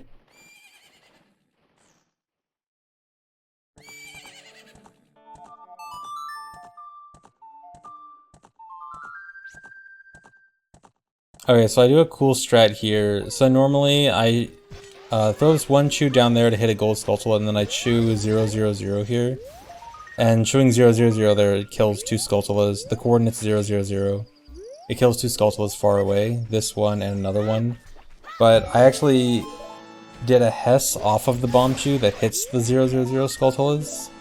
And it's really hard because when you kill a Skulltula like that, there's a lot of lag. Killing the Skulltula causes lag, and that lag makes it really hard to start a Hess. But you can do it, so I actually Hessed off of the explosion that killed the Skulltulas, which saves a good amount of time, and is really cool.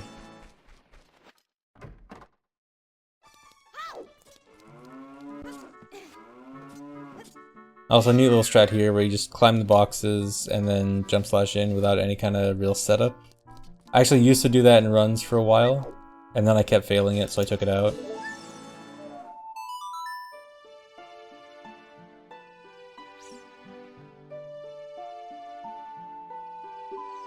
No, I did get it in a few runs, but I definitely failed it more often than I got it. Oh dude, my fishing is sick. I have such good fishing.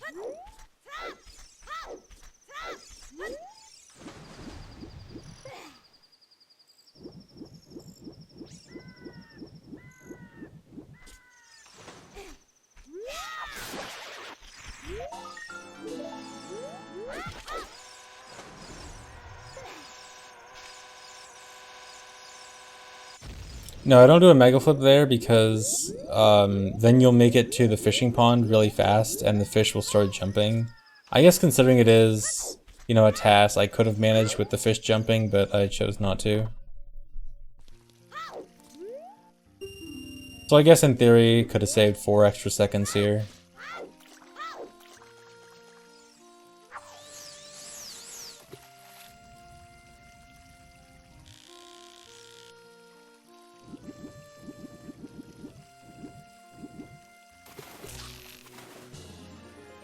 Fast fish.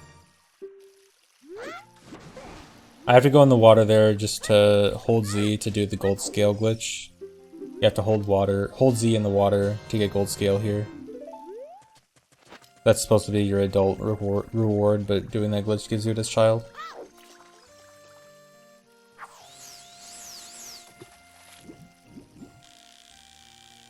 Hold water in the Z, yeah. I forget the exact reason why it happens. It's like some kind of weird thing that has to do with flags. Another fast fish.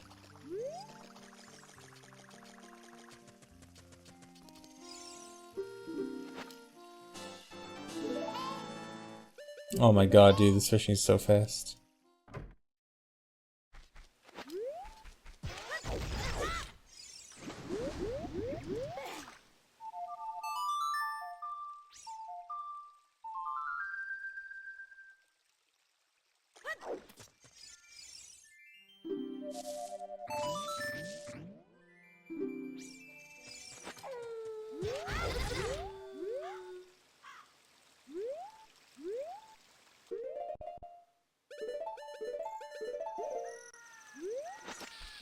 The Japanese version measures the fish in centimeters.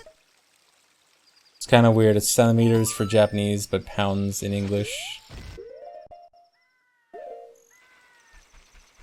So for RBA here, I have to do this kind of RBA a lot in the run. And I decided to always do it with one pause, which I think is realistic because technically the setup can make that RBA a 2 pause or 2 frame window, which is generally something you can easily do without buffering. But when you jump the bugs can move Link, and when the bugs move Link, it not only can shorten the window to 1 frame, but also change what frame it is. And so I decided it's realistic to just always do 1 pause there, so I do all those RBAs with 1 pause.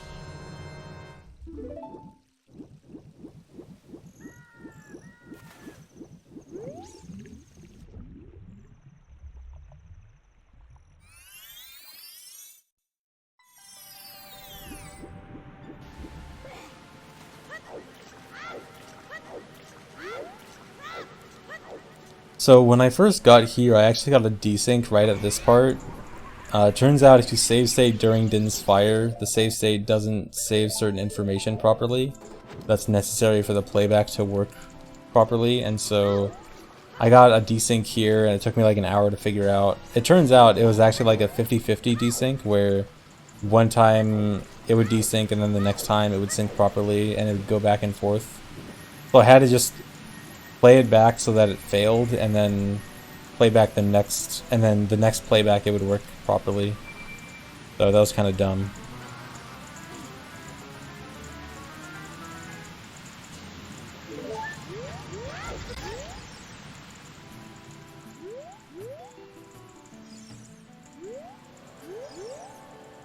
Nice little Hess all the way to the top.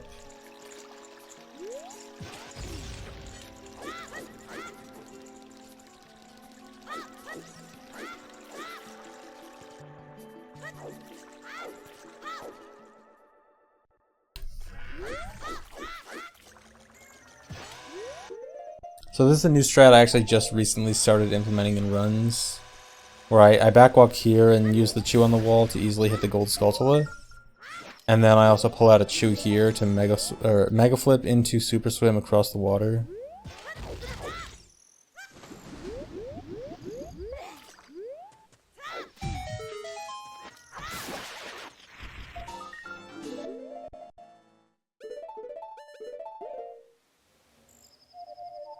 So the thing I did with King Zora was called ledge cancel. You climb a small ledge and have your shield hit right as you're done climbing the small ledge, or right before you're done climbing the small ledge. And it causes this weird camera glitch, and also allows you to move through rounded collision. And rounded collision stuff like, I forgot a split. Rounded collision is stuff like NPCs, like King Zora, rocks, stuff like that. So for these bugs, they have a random amount of time that they can take before digging. So I try to make sure that they always dug either instantly or almost instantly.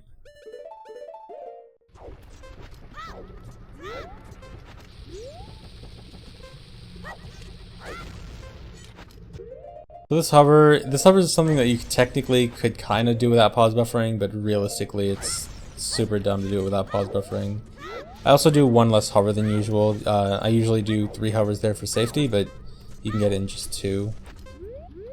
I actually should have done a Hess here. You can Hess really early on the bridge, like right after you are finished with the hover, and Hess all the way in. It's kind of risky to start the Hess that early, but I think it could have been realistic for this run, but I just didn't do it, and then I probably should have done it, but whatever. You know, the Gold Skulltula does not have a random amount of time to come out after the bugs dig. The Gold Skulltula always comes out, I forget the exact timing, but I think it's like roughly 7 seconds after the bug digs. But the one thing about it is that the bug has to dig in the exact center. The bugs can dig like in the soil, but not really in the center. And if they do that, then the Gold Skulltula won't come out, and it's super dumb.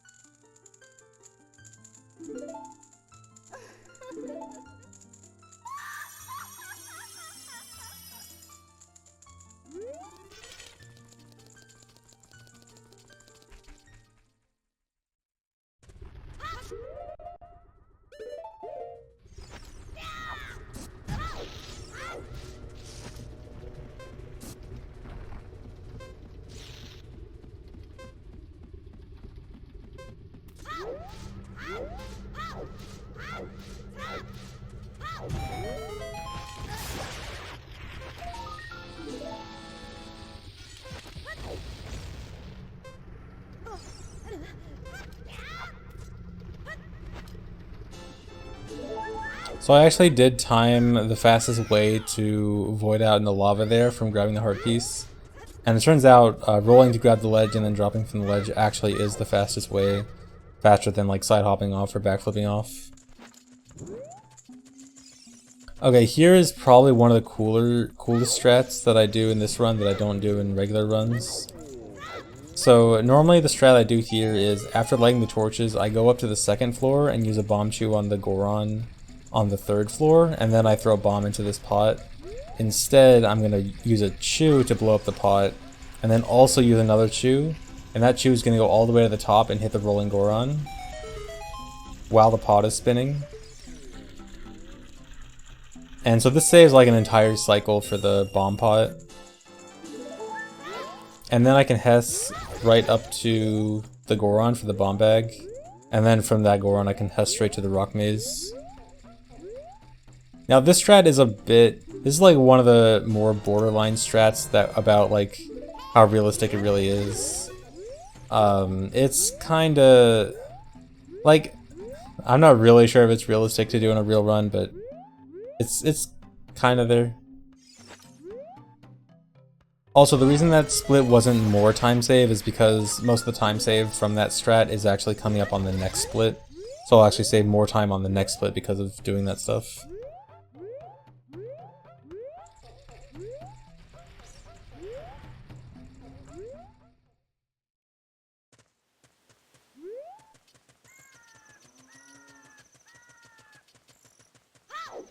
No, it's not a good idea to just try it in a run and just do a backup if you fail it, because if you try it and you fail it, you're going to be on the bottom floor wasting an entire pot cycle, and you have to bomb the rolling Goron when he's under that tunnel.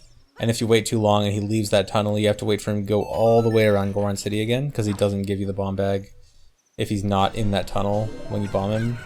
So it is not at all a good idea to just try it and see if it works. Because if you fail it, you are probably in very big trouble.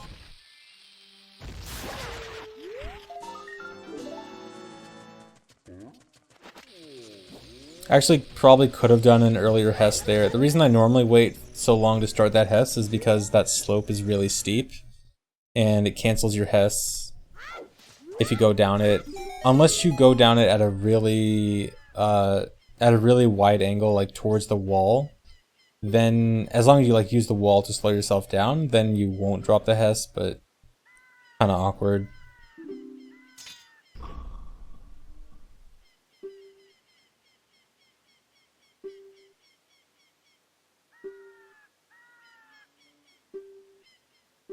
Why don't I just kill the Skulltula without the bomb? I have nothing else to kill the Skulltula with. I don't have a sword on B right now. Bomb is my only weapon to kill it.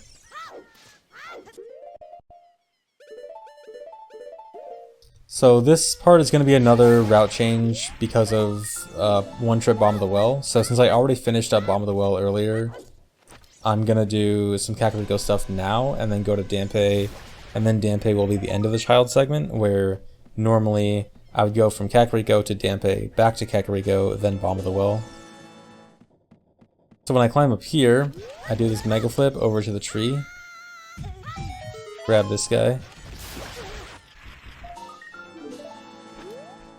and then I also use a Chew to kill the Gold Skulltula on the construction site, and then just boomerang the Skulltula from down here, and grab the token right before I enter the house.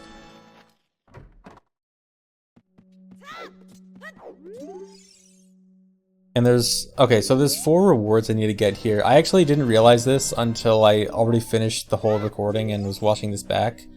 I think it's this reward right here, this bomb chew reward. I should not have actually gotten this, because I just realized those bomb chews that I just got are actually going to be deleted, because I'm about to RBA when I go back to the graveyard. So those bomb chews are actually completely useless. And the only reason I realized it is because at the end of the run, I ended with exactly 0 bomb chews, and in my normal runs, I usually have extra bomb chews, and I was wondering, like, why did that happen? And then I realized it's because those bomb chews just completely went to waste. So this time loss is because of the route change. That is entirely fake time loss. I'm going to save a massive amount of time when I get to Adult 2, because I don't have to do Bomb of the Well, since Bomb of the Well is already done. That's where that minute time save is finally going to come in.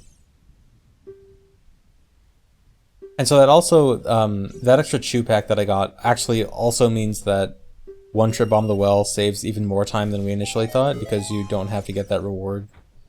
So wow, first try Dampé, shocker. Can't believe I got first try Dampé with save states. So actually, using save states, it took me 14 tries to get first try Dampé. So technically 14th try. Cool little strat here to run the chew on the wall to kill that Skulltula really quick.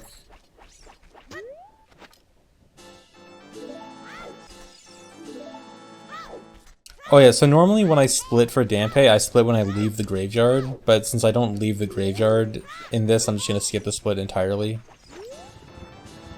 Cool strat here where you grab the grave right as the boomerang is reaching Link, and it freezes Link, but it doesn't freeze the grave, so you like clip into it and you can enter the grave faster. Yeah, it's a really cool strat. And I have to drink the Poe just to empty the bottle. I need the empty bottle later on to catch a big Poe.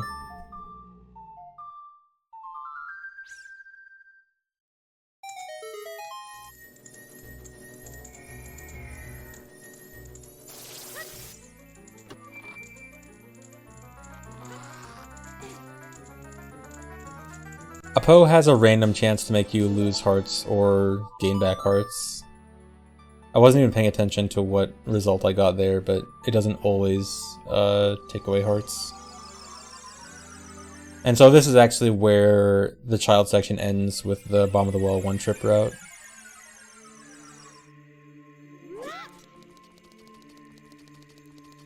What's everyone what-facing for? Was there a weird sound?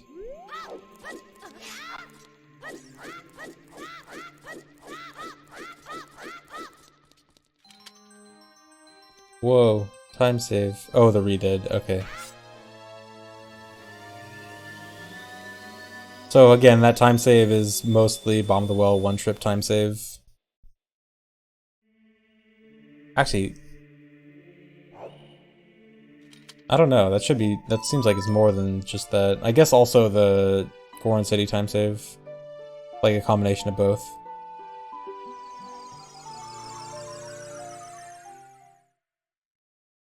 So yeah, for everyone asking why I was a minute behind early on, that is the reason. Because it saves time now.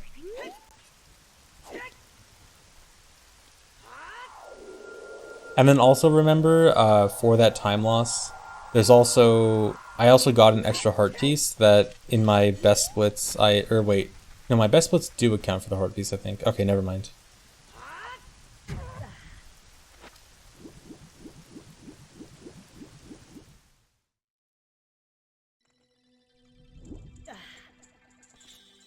No, I do mean it'll take 3 hours. There's still another route change that isn't fully accounted for. It's like kind of accounted for, but not really.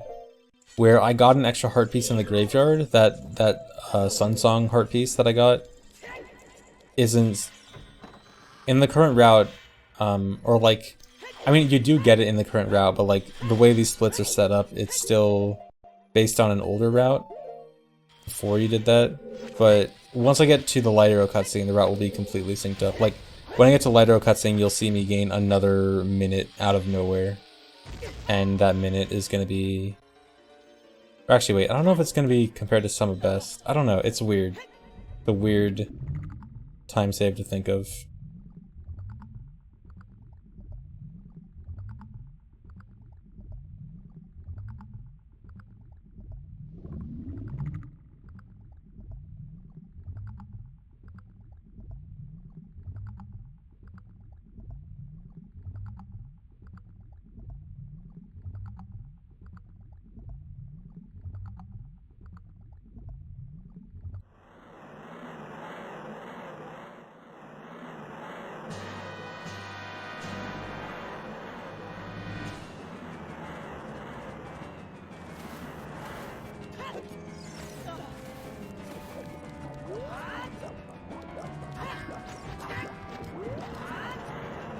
I break some sticks there because later on I'm going to need to break all my sticks, and it's just better to waste sticks during some part where there's some downtime.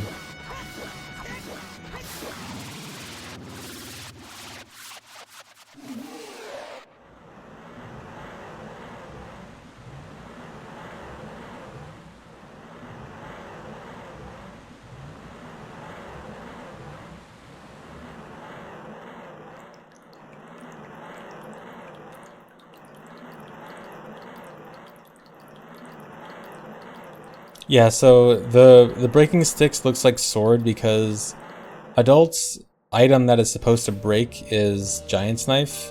That's the only weapon that Adult Link has that's supposed to break. And so when a Deku Stick breaks, he's not supposed to be using Deku Sticks, but when it does break, it just plays the Giant's Knife breaking animation. So I said Foro's Wind earlier in Lake Hylia, so I can use Foro's Wind to skip this cutscene. Just use Foro's Wind right on the edge of the blue warp. Warp away, skip the cutscene. I guess I should have mentioned I got Foro's Wind on B from Bottle Adventure by having Bottle on B as adult, going back to child, and then going back to adult.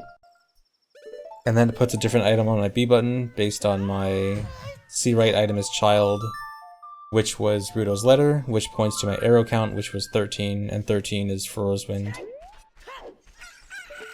That Skulltula token, I didn't miss the token. I pressed Ocarina right before grabbing the token. And that delays grabbing the token until I hit the ground. But by the time I hit the ground, the token is off screen, and so the game can't give it to me until it's on screen again. And so I'm gonna have it get on screen as I shoot this tree with the hook shot, and it's gonna interrupt the hook shot. And when the hook shot gets interrupted, I do a big jump.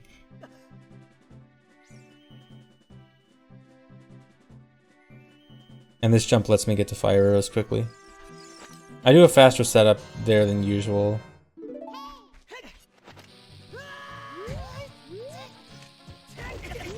Good split. Splitting's hard, man.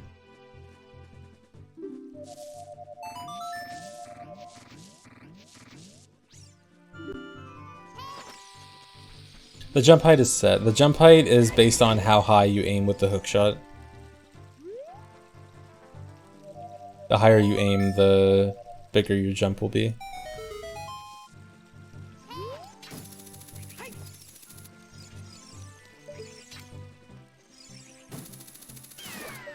So you have to kill that Gwei. That Gwei is gonna knock you off the ladder like 99% of the time.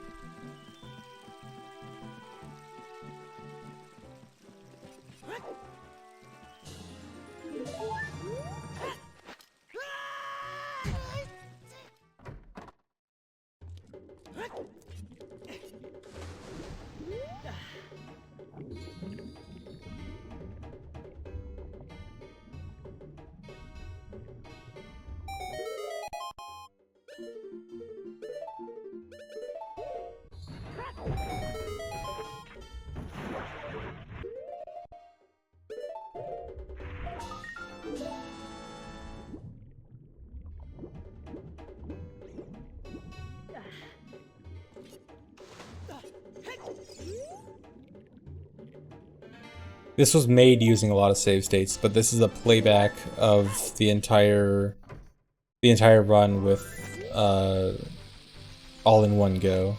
It's made using save states though.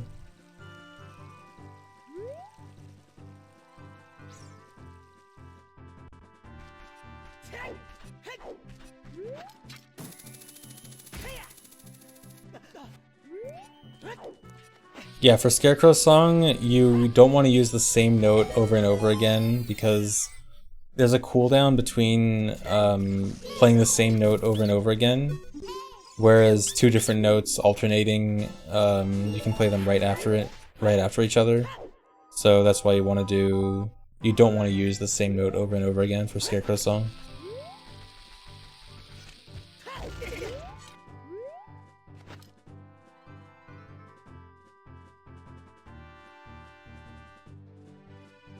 The cooldown is only like a quarter second or so. It's not a whole lot, but it's significantly more than just pressing two different buttons.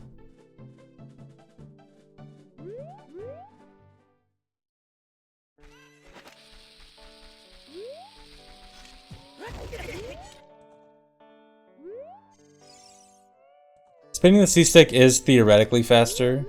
It's just kind of awkward because the C-stick can be kind of dumb, and if you spin it too fast, then you might miss an input, and if you spin it slow, then you're not really going that fast in the first place.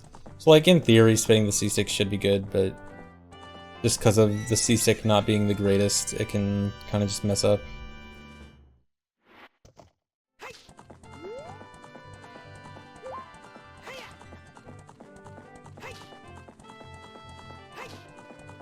Yeah, I think making this was good practice.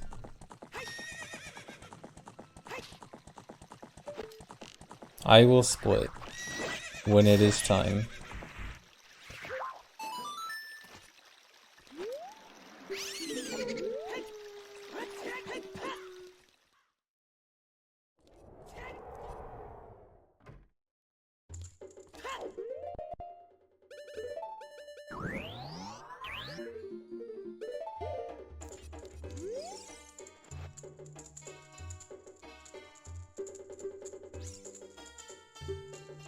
Time for an exciting part of the run.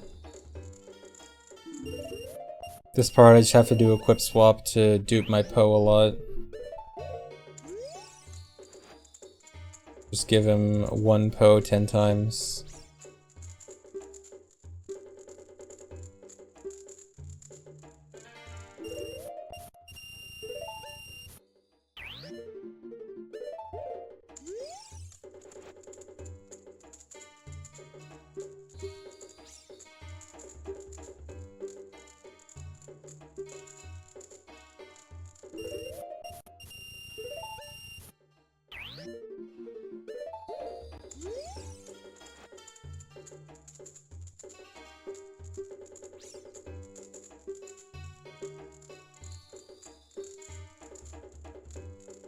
Riveting gameplay.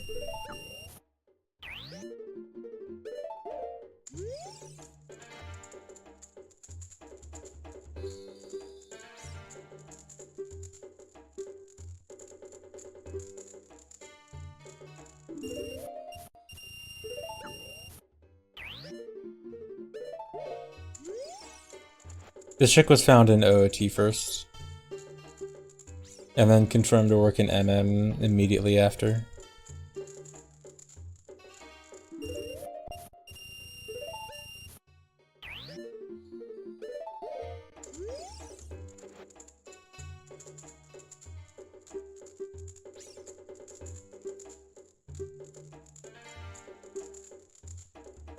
Don't forget to split.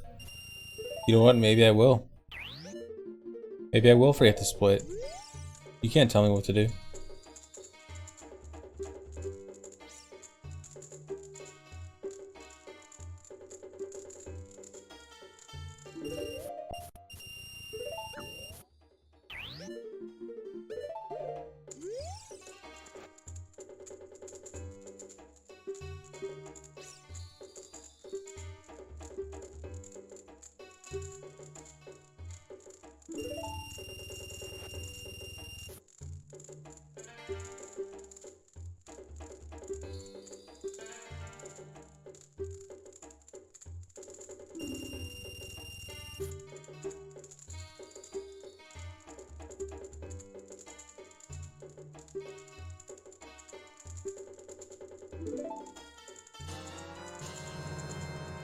There we go.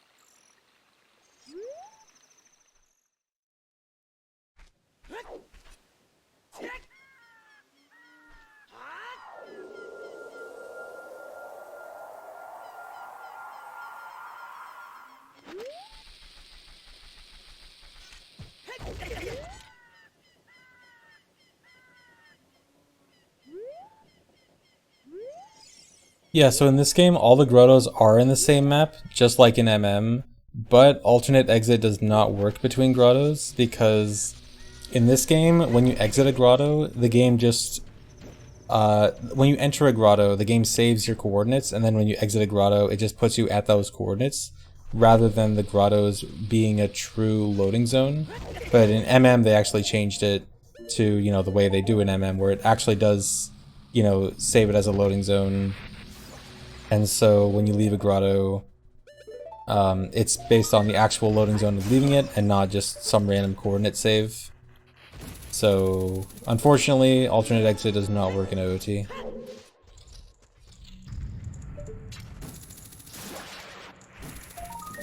Yeah, that's why some like positioning stuff can be awkward when leaving a grotto, is because it doesn't, because your exact coordinates when you enter the grotto matter, and so you can have different coordinates when exiting it.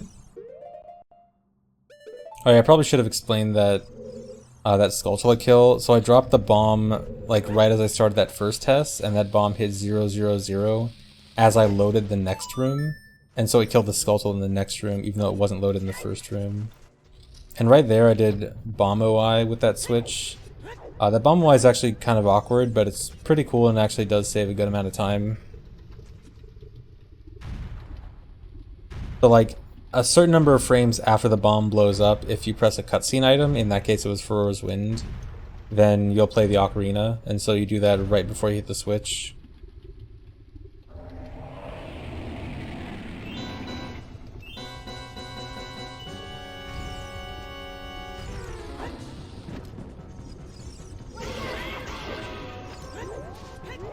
I'm gonna look into that bomb OI for runs. I'm not sure if I'm gonna use it yet, but definitely want to at least try it. Just wasting more sticks for later again.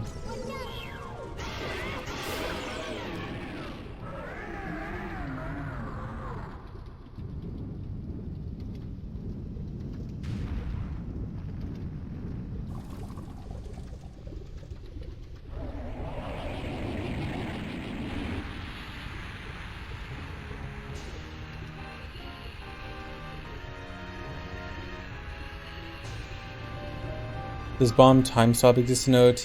I don't actually know. I think no. So I do a slightly different equip here. Normally I would equip Ocarina over bombs, but instead I'm equipping it over sticks. This is because I'm going to do a different strategy for entering Shadow. So using Fro's Wind here, wrong horse me to Nocturne of Shadow cutscene. So that also gives me the Goron Ruby. So I get the Goron Ruby and Nocturne of Shadow here.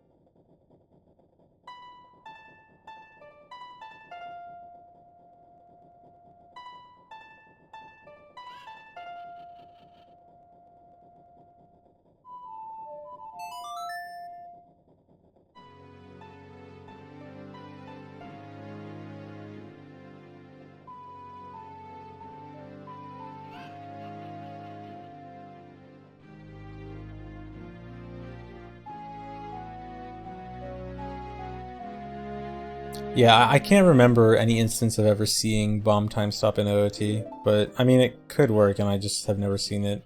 It's not exactly useful in OOT, so maybe it's just that no one would ever bother to try it anyway.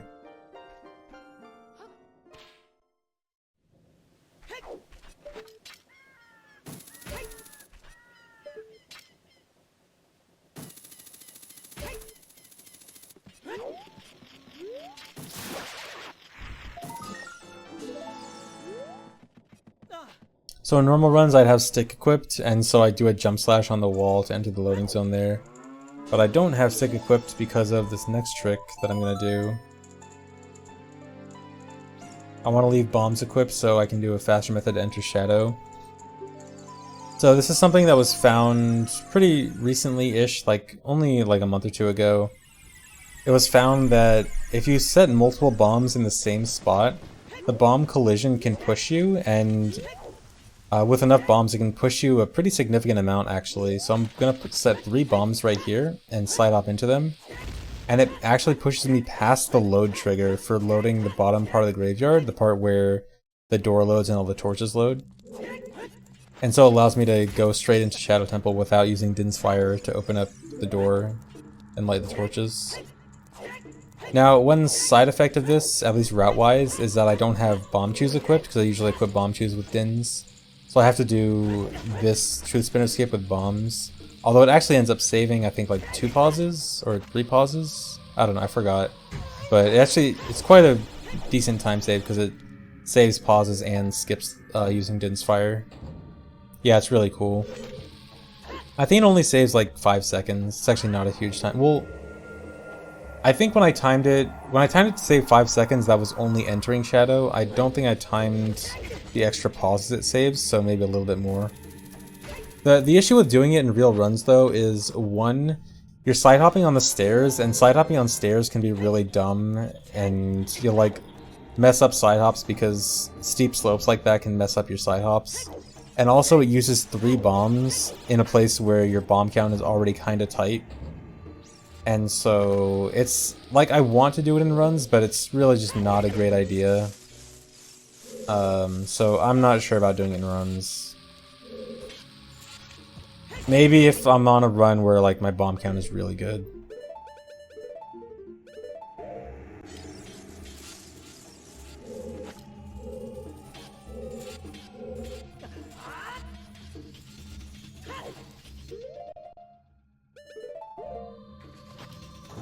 So there's another cool trick here. I normally use the like to clip into the cage with the gold skeletal here, but I can instead do a weird shot off of the... There's an invisible spinning scythe statue there, so you can do a weird shot off it to hookshot the skeletal. So I actually got an extra accidental time save there. So normally when you do that strat, you're supposed to hookshot the like to get out of the weird shot, because if you just normally exit the weird shot, the like will usually eat you. I just happened to exit the weird shot right as the scythe was right above Link, and so it damaged Link so that I couldn't get eaten by the like, and so it saved a bit of extra time. So I actually messed up there. I actually was not supposed to do that, but it worked out.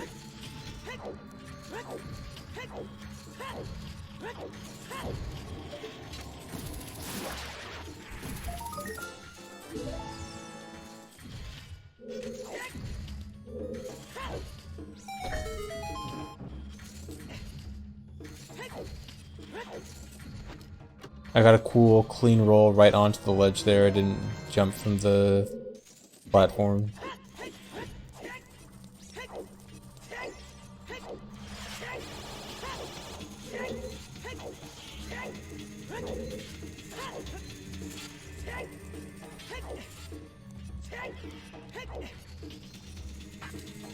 It probably is faster to snipe the chest with hookshot if you're perfect, which, you know, like maybe I could have done it. I'm not really sure how realistic it is to aim that fast. It's pretty small. It's a pretty small difference either way, I'm pretty sure.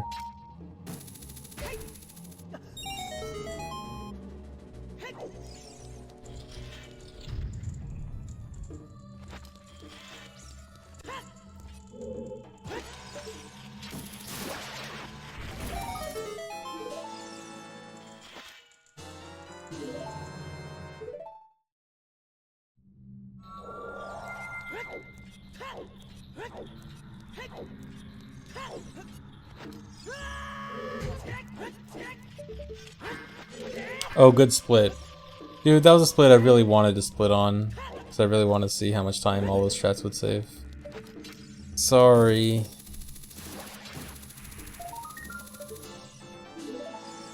It's okay, I'll make it up on this split.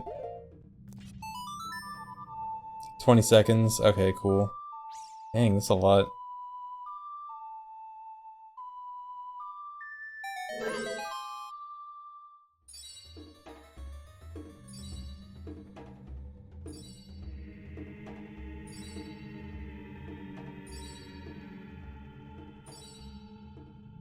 What are you Monka S-ing for? I don't want to see any Monka S's. There's nothing to be worried about. Everything I'm about to do is very safe and not risky at all.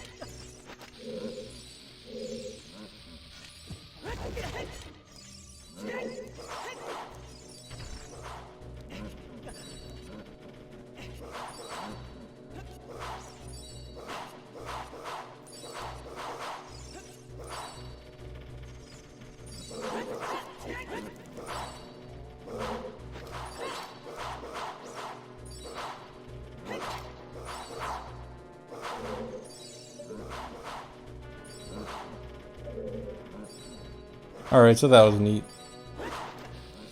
Okay, so the bad thing about doing that is the Stalfos didn't jump off the boat, and so they're causing lag, and so I lost time to lag. But that doesn't matter. The important thing is that it was cool. And in the end, that's the important thing.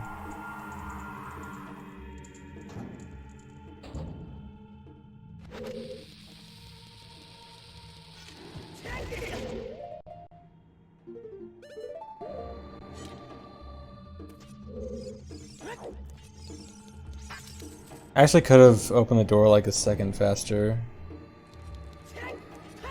If you like maneuver your momentum in just the right way, you can get like right to the door.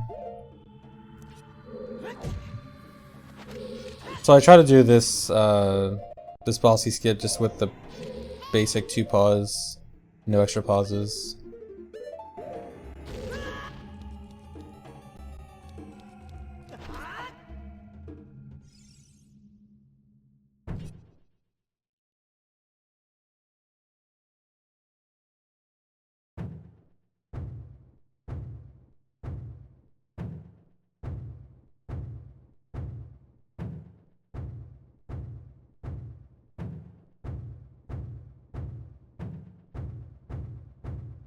So the quick bongo kill here only works on N64 1.0 and 1.1, and this is done on VC, which is 1.2, so you can't do the quick bongo kill.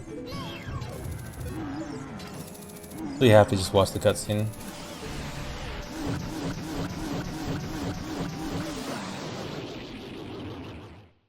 So you have to do the slow bongo fight.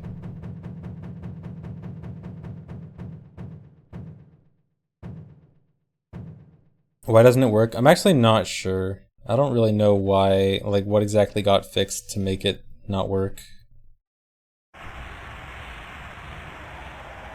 Like there are other glitches in like 1.0 and 1.1 exclusive glitches that there's a good reason for why they don't work anymore, but that one in particular I don't really know why. I'll split.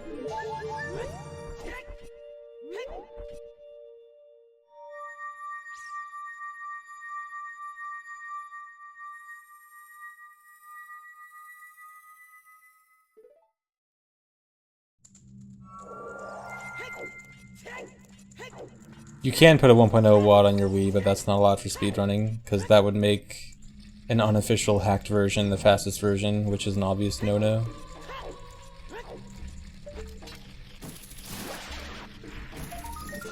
I will split. I'll split when it's the correct time to split.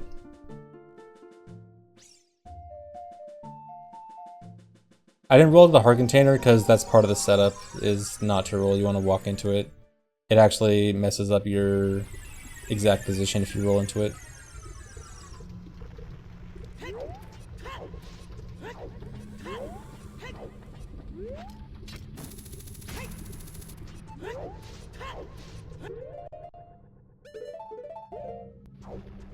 So I have one bomb here, and I use my final bomb to hest directly into the shop.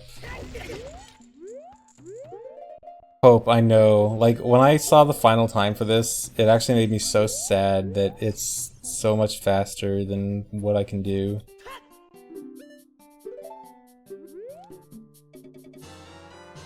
So that hest into the shop. I've been trying to put that into the run for a long time, but it's so awkward. Like, it's not just get this one certain angle and then you get it. It's like, I'm not sure exactly what it's based on, but the clip is super weird and not consistent at all, as far as I can tell. So, as much as I want to do that in runs, I can't really do it until we learn more about how that clip works. I don't know if this will push down my goal time. It's hard to say. But like, when I look at the final time of this compared to my current PB and my current summer best, I'm just like, dude, I can do so much better, but I also can't because it's so hard, because, you know, this is obviously unrealistic, but I don't know, man. It's so weird thinking about how much time I actually could technically save. That bomb was actually just for making sure I don't grab the fence. If you don't pull a bomb there, then you grab the fence, and it just slows down your fall speed. So it's literally like a 2-frame time saver.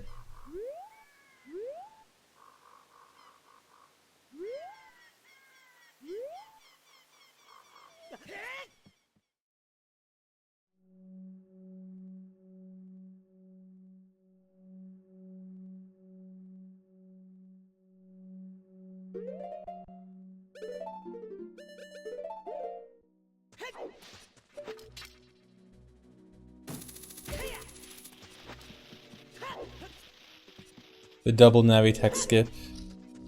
The first one I have to pull out stick right as I hookshot the vines, then the second one I have to open the door right as I touch the ground after side hopping.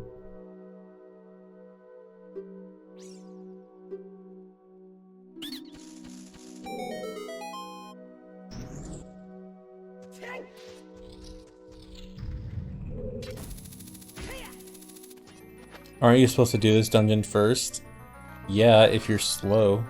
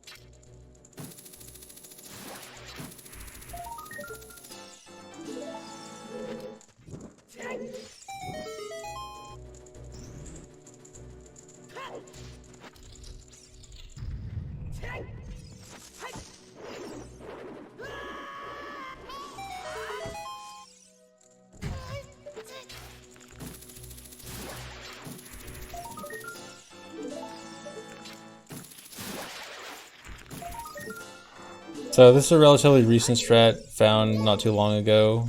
This is a replacement for the old crawl space skip that used ledge cancel. You can just hookshot on the top of this torch, stand on the torch, do 1 chew hover back, and then slide hop, and it clips you out of bounds. And then you just use hover boost to get to the crawl space and then just go to the end. Easier, faster, cooler.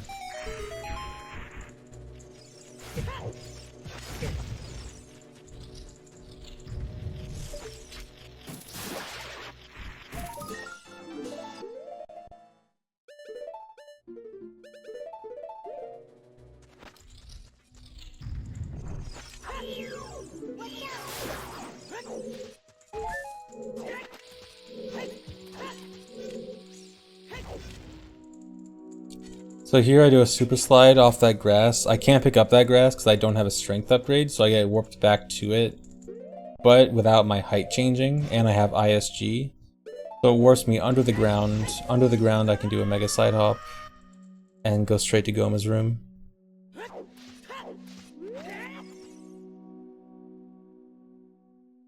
How hard is it to do ISG?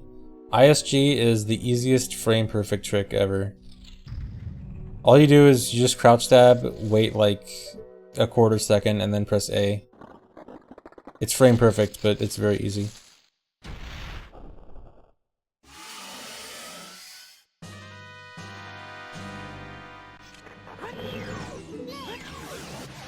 Yeah, ISG is frame perfect. That's why I hate when people try to use like whether something is frame perfect or not to determine if it's hard or not. ISG is the easiest example of something that is not hard even though it's frame perfect.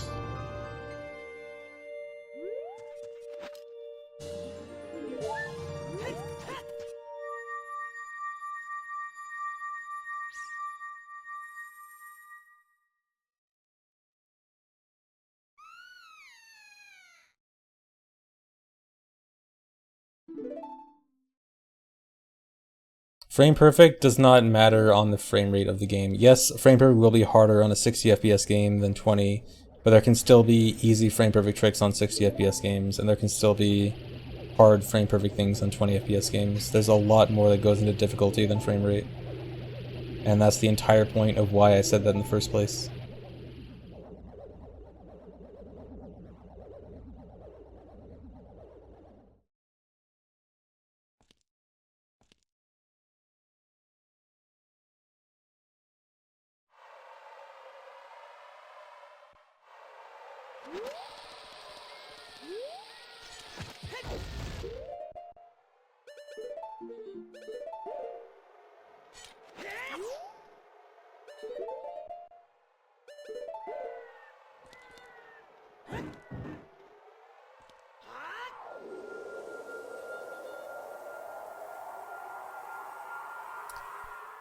So there's a slightly new strat here. It's not really a strat, it's just like a difference of when you equip. I used to not unequip hover boots until I start falling here, but it turns out it's just faster to unequip hover boots earlier and just do the jump off.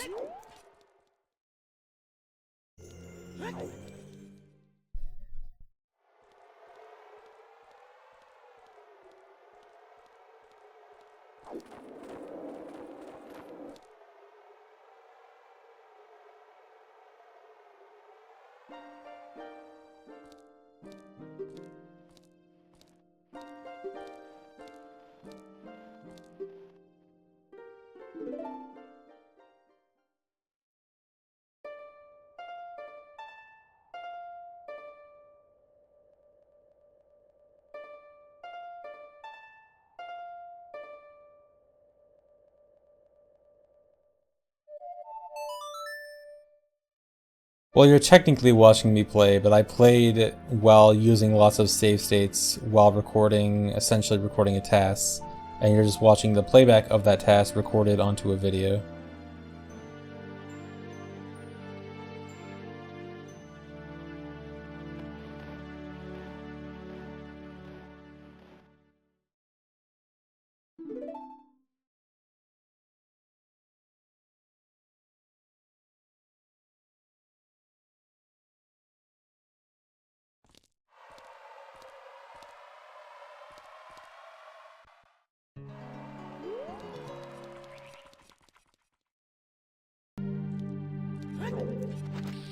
Obvious splice.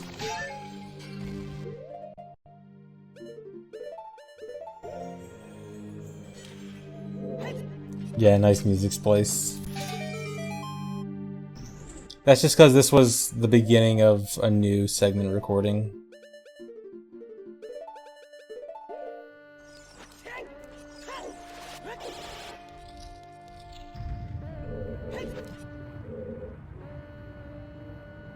The reason I need that bomb for the super slide is to do a super slide you need something to grab and something to hit your shield. So just having the pot hit my shield isn't going to do anything. I need to be grabbing the bomb.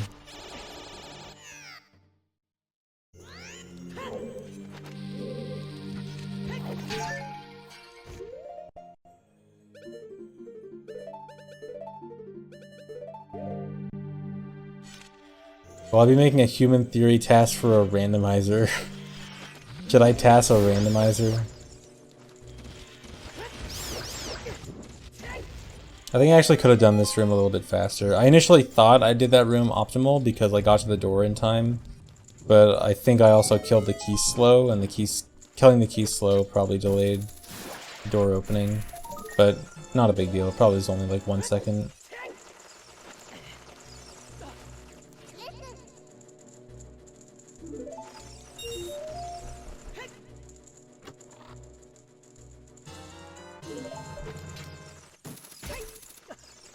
Just hookshot the top here, and you can just clip out of the top. That keys can be kind of annoying sometimes. That keys is actually more annoying than usual when you're going faster than usual.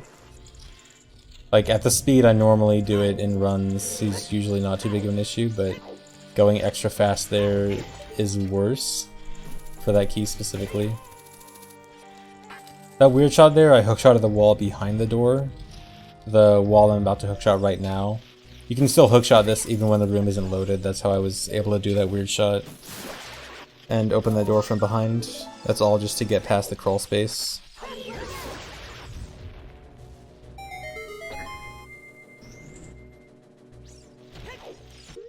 I think a faster quest 100% task, or like human theory task like this, would be about 245.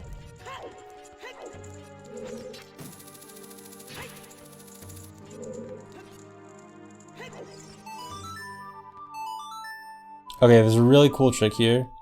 So when this chest is falling, if you shoot the hookshot really quickly, you can shoot the hookshot. You can shoot the chest as it's falling, and hookshot over here during the cutscene. Super sick. I've actually gotten that.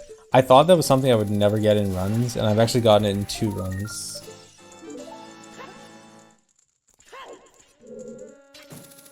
Hopefully, I can continue getting it in runs.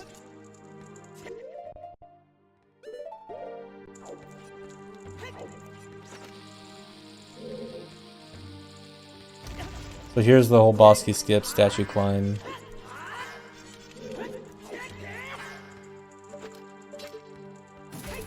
So here, I think technically it would have been slightly faster for me to do a 2-bomb hover into ground clip for the boss key skip here, but I stuck with a mega flip just because, like, 1, I think it's cooler, 2, it's probably like basically the same time, maybe like a second slower.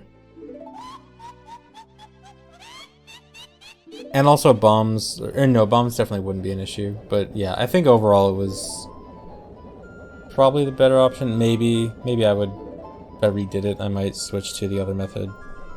But yeah, that boss key skip works by just doing a mega flip and equipping iron boots, because the iron boots increase your downwards acceleration, And so by the time you hit the ground, you're going really fast, both downwards and horizontally, or vertically and your vertical and horizontal speed is both really high. And so that allows you to clip through the wall, clip through the door. So while waiting here, I break a few extra sticks.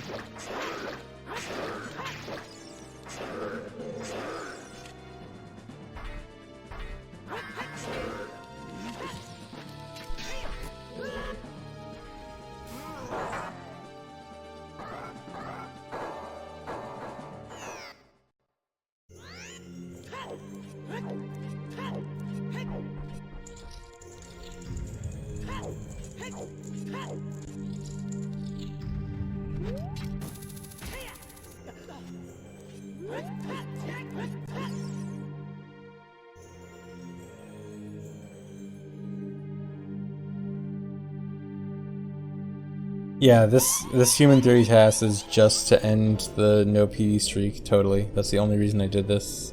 I just want a fake PB.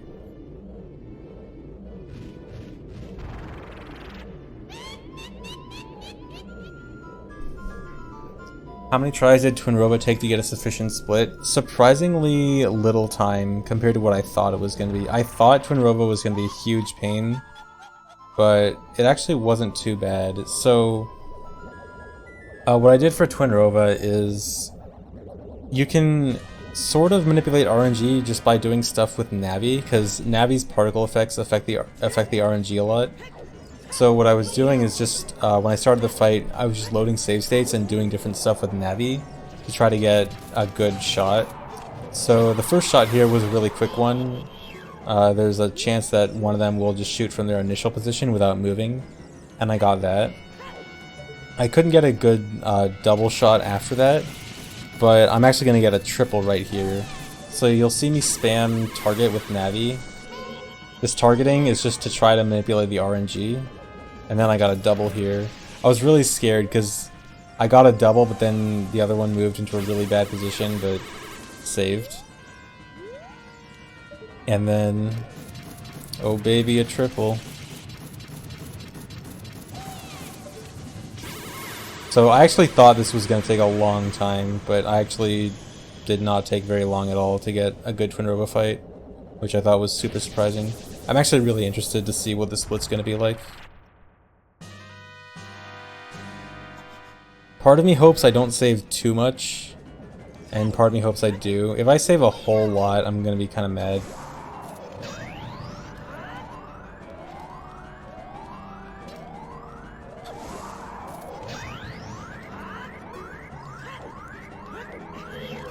Because, like, this split, there shouldn't be anything, like, super fast about the split besides my Twinrova luck. Like, otherwise, like, other gameplay-wise stuff, there shouldn't be anything, you know, unusually fast.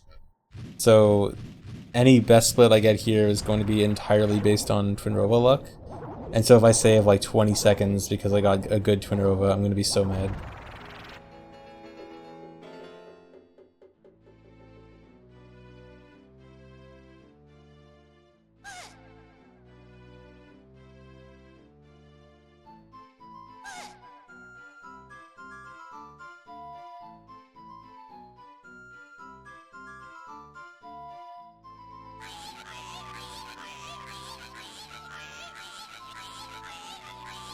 No, Monk. I decided for the blue warp for the blue warp cutscene skips and wrong warps, I would always do the same setup I do in runs.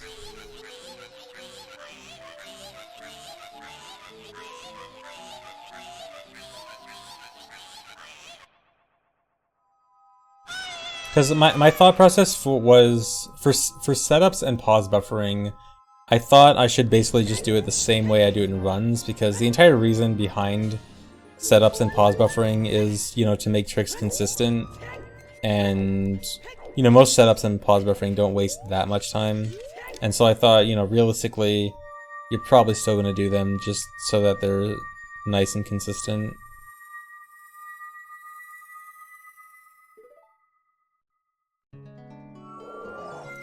I'll split.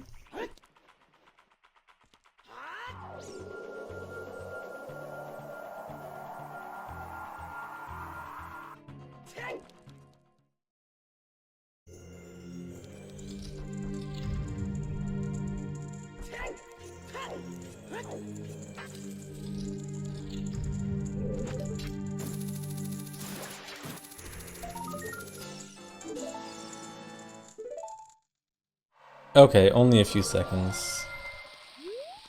Not that mad. Normally there I do a super slide and then equip hover boost to that, but you can do it with just a mega flip. The thing with doing it with a mega flip is that it has to be a really precise mega flip. You can't just do like any old mega flip. And if you fail it, you lose so much time. So that's why I don't do it in runs, but you know, here obviously I should be doing it.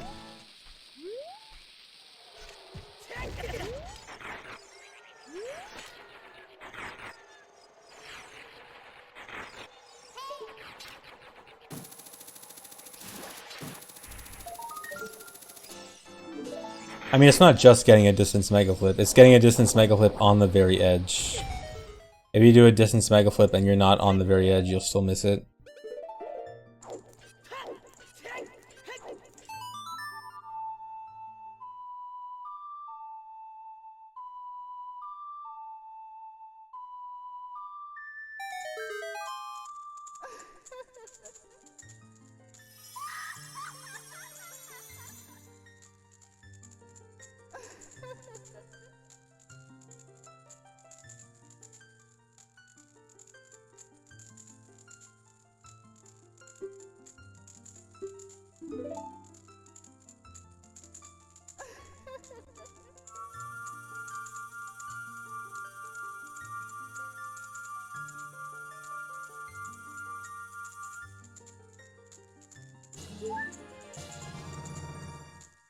I don't think it's a frame perfect mega flip. I'm not sure though, I haven't looked into the frame data. I doubt it though.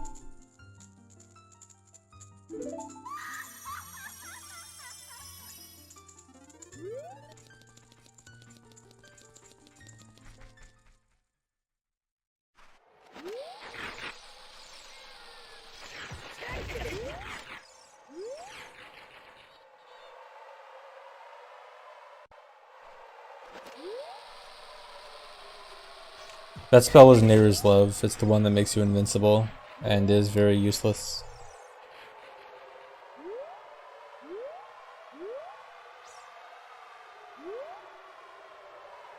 Just Wasteland Hessen here. Just gotta remember exactly where to go with the Hess.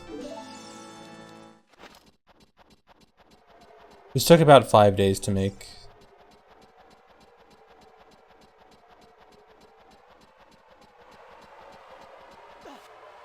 So for this second half here, when you get to the end, when you get to the River of Sand, normally with Hess speed, the angle of the river is too steep and it'll cancel your Hess.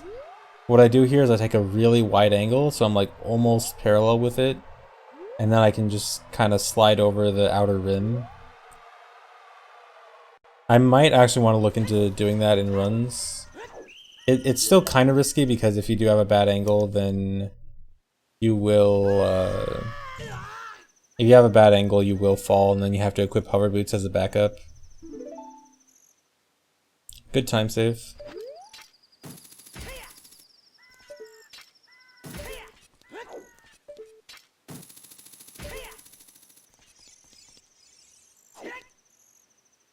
Okay, so here's another part where I got a desync. So turns out save stating while setting for Roar's Wind can cause desyncs. Oh yeah, I got this cool thing here where I opened the chest the frame after setting for Roar's Wind, and so I got that interesting camera. So from everything here to like the end of Child 3, I had to do twice. Or end of Adult 2, beginning of Child 3. So this entire next like 15 minutes I had to do twice. But I did it faster the second time, so that's good.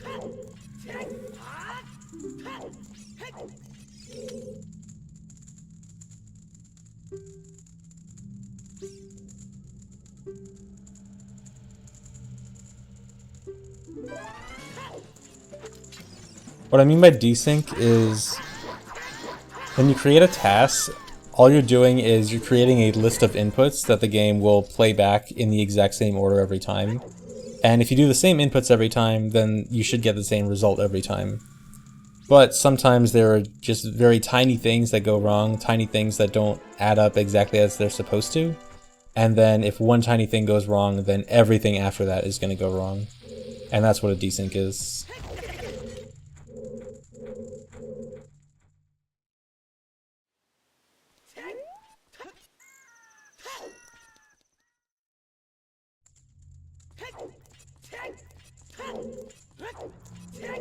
So for example, the way it desynced for me is this guard fight coming up in just a second.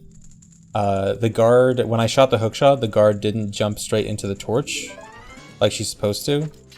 And because she didn't jump straight into the torch, I couldn't kill her like this. And then like it still played the rest of the inputs like I did finish the fight correctly, but the fight was still going on, and so Link just was like, you know, running into walls, slashing nothing.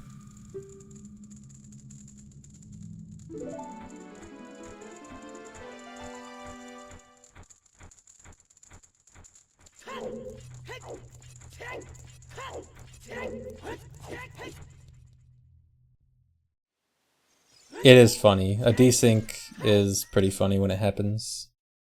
Desyncs are fun to watch.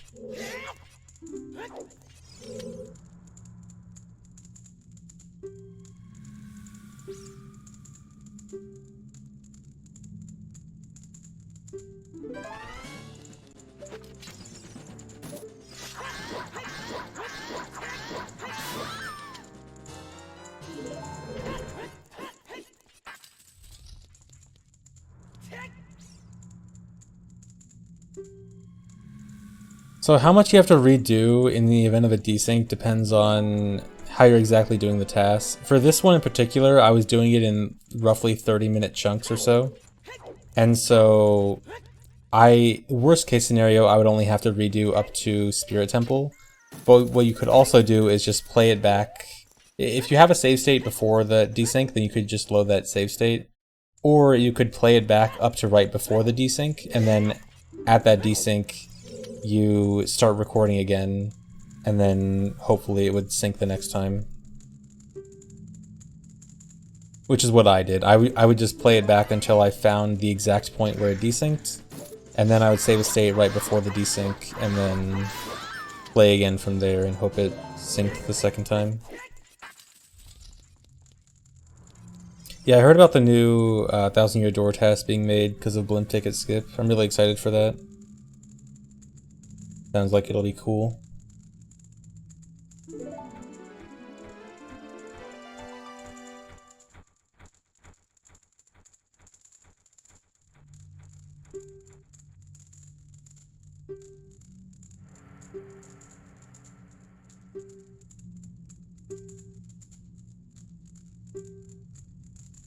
Am I really gonna save 10 seconds here? Oh my god.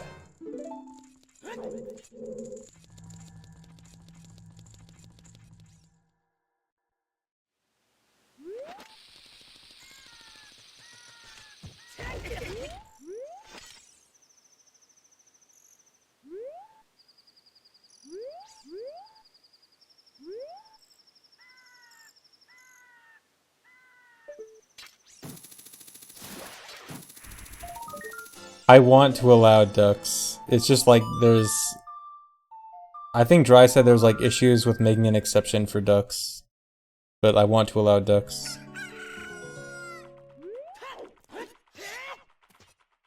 Cool little trick there. You can do a backward slide up into jump slash to clip into GTG early.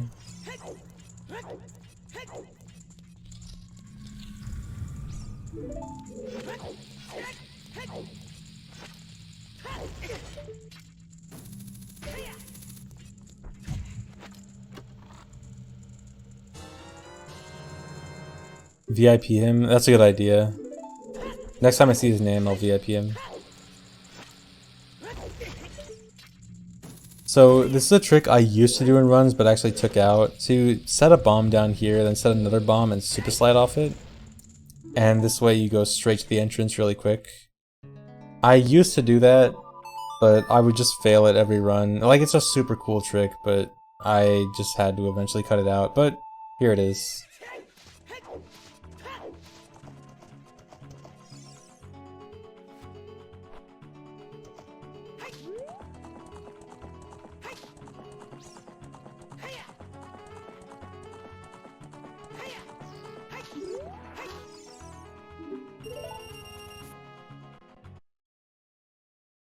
I didn't have to split up all the save states, because it's not me taking like each save state split up into one video.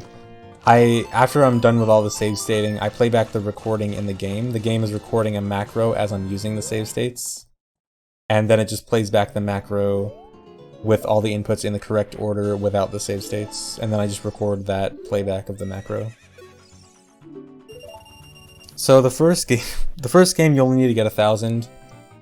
So I just waste my arrows as quickly as possible because the game ends when you waste all your arrows. But for the second and third games, I have to get 2,000. I can't just not get 2,000.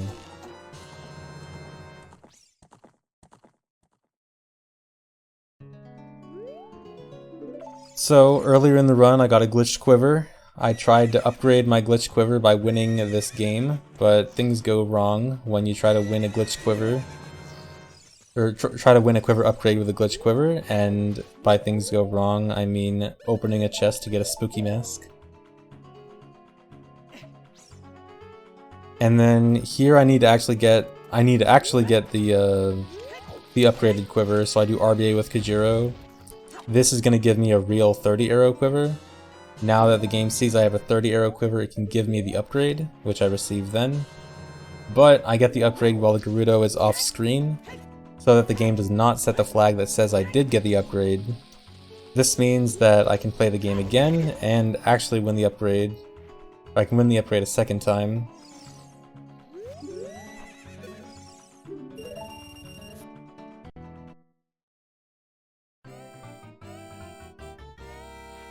So I'm gonna play this one more time.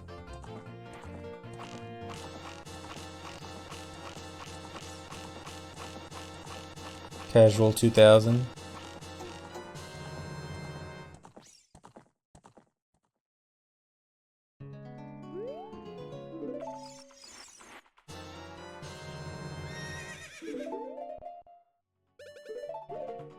Then I have fish on B right now. I need to switch it back to my real bottle, my bottle on C down.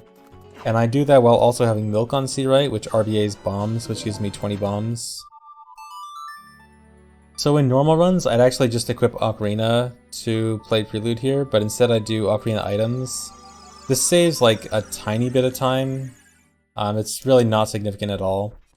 But it's a tiny time save because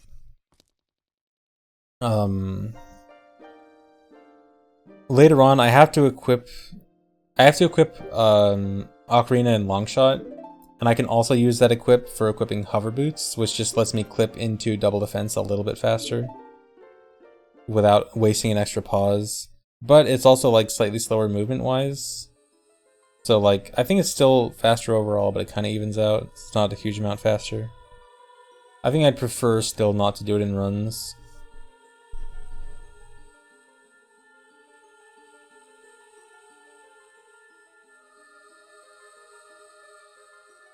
How many times did Epona weirdness force me to reload a state? Surprisingly not actually too often. I was having trouble getting on Epona right after Gerudo Training Grounds, like riding Epona up to the archery.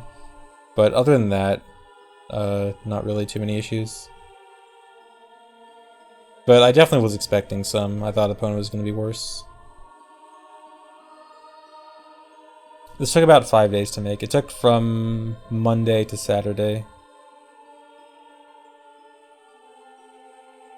Although, like, Monday I barely did anything. I just did, like, the very beginning on Monday. It was more like Tuesday to Saturday.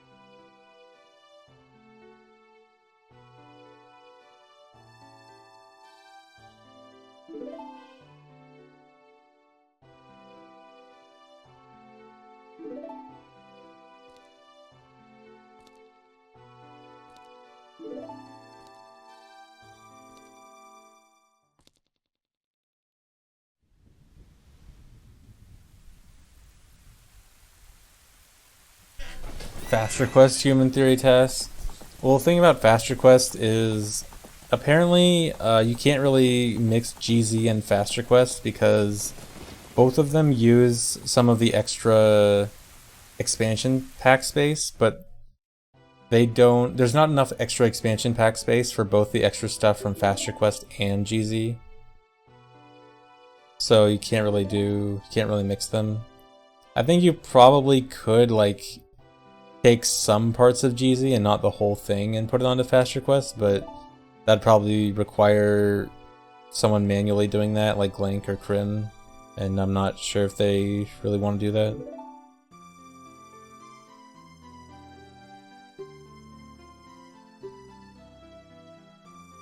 Just add another expansion pack.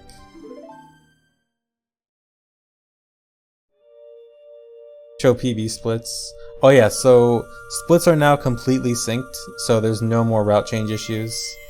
So let's check PB splits. I am 11 minutes ahead of PB.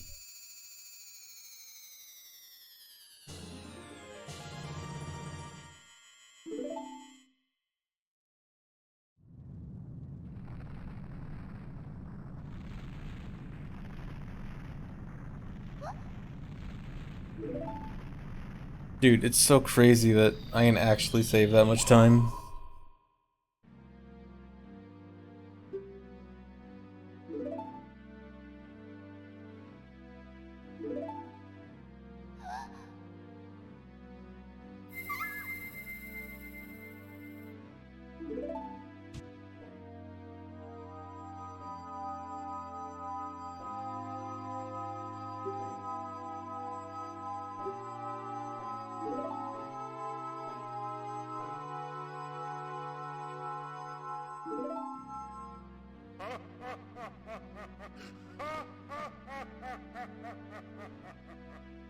Ika, thanks for the $20 donation. Thanks, glad you enjoy it.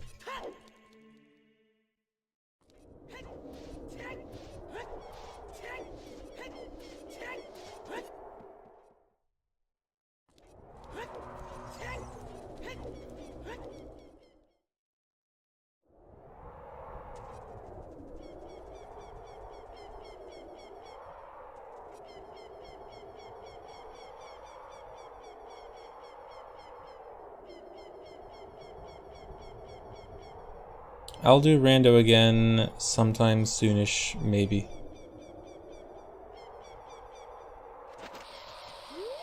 So here's where that time save I mentioned from not equipping Ocarina earlier. So I can equip Ocarina, Longshot, and Hover Boots here. And this just lets me do a slightly faster clip into double defense. Where in normal runs I would use a bomb to clip in. But then you have to do this movement with Hover Boots, which isn't too bad, like it's not that slow.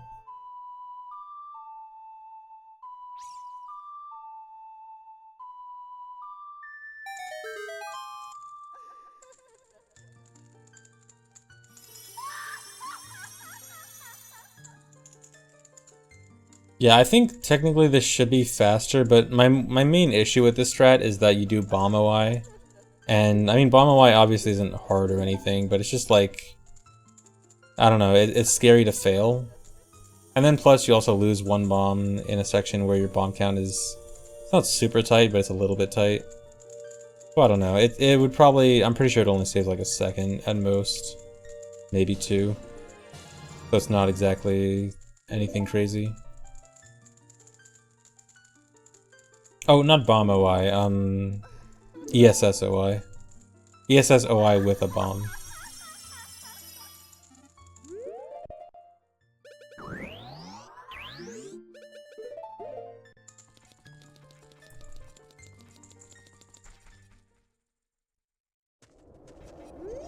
Why do I do this part now and not at the end of the game? Because I never come back here later. This is the last time I'm anywhere near Ganon's castle, aside from the escape. In addition to that, I'm going to have to use Furore's Wind soon, and I can use Ganon's castle to use Furore's Wind by going into Ganon's tower. You can't use Furore's Wind in the Trials section, but you can in the tower section. So it's a good place to use Furore's Wind when I no longer have Furore's Wind on B. Which I guess I should mention, the item I have on B right now is Poacher's Saw. I got that on B during the Light Arrow cutscene, where during the Light Arrow cutscene there's a flashback where it shows Child Link again, and that actually counts as going back in time and forward in time. And so it activates Bottle Adventure, where it puts an item on my B button based on my C right item as Child. Child had Ruto's letter on C right, I had 50 arrows, and so it puts item 50 on B, which is Poacher Saw. Okay, so here's another strat I don't normally do. This is another one of the, like, maybe I shouldn't have done it strats, but I think it's really cool. So I do a Hess up to that door, and I hit left on the stick and try to open the door at the same time, and it pushes you really far away from the door because of like the recoil from ending the Hess. And so it causes entrance point glitch, where the door doesn't close fully until Link gets a certain distance away from it. And so I can walk into the wall and force the door to close as I'm walking towards the wall. This resets my respawn position to be towards the wall. So when I void out here, I'm just gonna walk through the wall. Oh, split. I lost time. Oh, that's probably because of the slight route change thing. So I walk through the wall and I'm in this room unloaded, and I can just do a mega flip. And this mega flip is gonna take me straight to the trials, because the entire right wall of Ganon's tower is marked as a loading zone to go into the tower. So I can just mega flip straight towards it, and no need for like the hover for trial skip. And I have to go in there specifically to use Furore's Wind, because again, Furore's Wind can't be used in the trial area. And luckily I had Furore's Wind set at Gerudo Fortress from earlier, which allows me to warp back here very fast.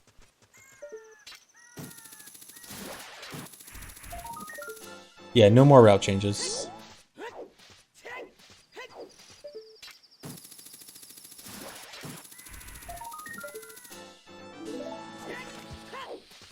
And so now I can just give this guy Poacher Saw, get Broken Goron's Sword. No, you can't mega flip into the tower when the room is loaded because the barrier blocks you. I mean, if you remove the barrier, then yeah, you can. Well, I think technically you can mega flip to it, even with the barrier up, but it's like a super precise mega flip. So there you can just mega flip straight down to this heart piece. Pretty cool. And save warp.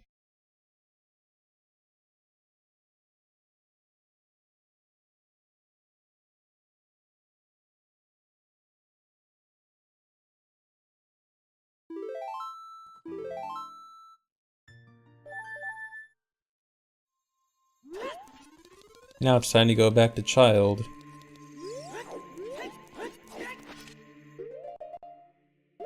I think a real TAS of this could probably get around 315 to 320. Maybe even lower, honestly.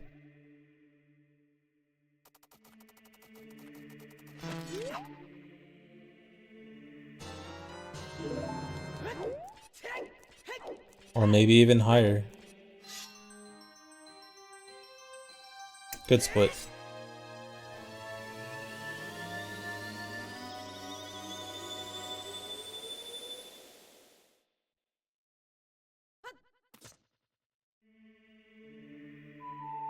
Yeah, just for reference, the current 100% TAS is 347. It was made back in 2015. This is already guaranteed to beat it by, you know, a pretty significant amount. So it's pretty old. Been outdated since it came out.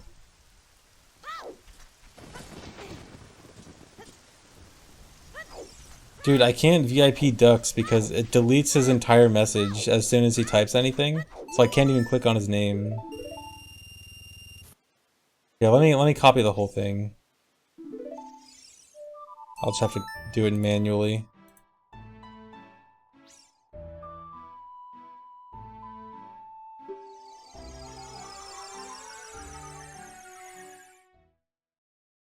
Gold Splits Mean Ducks is banned from this channel.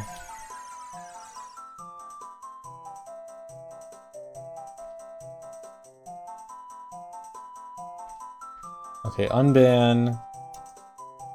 VIP. Okay, now he's VIP. Wait, VIP won't work? Will it really not? Try it. Let me see.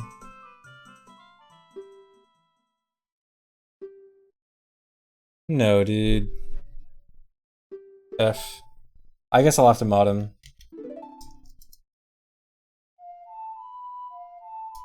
Alright, Ducks, just don't do anything bad.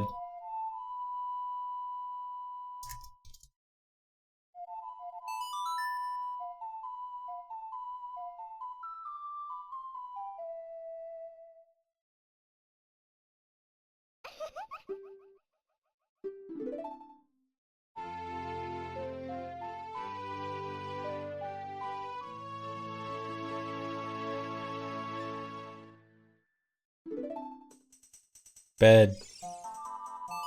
You're only allowed to post ducks.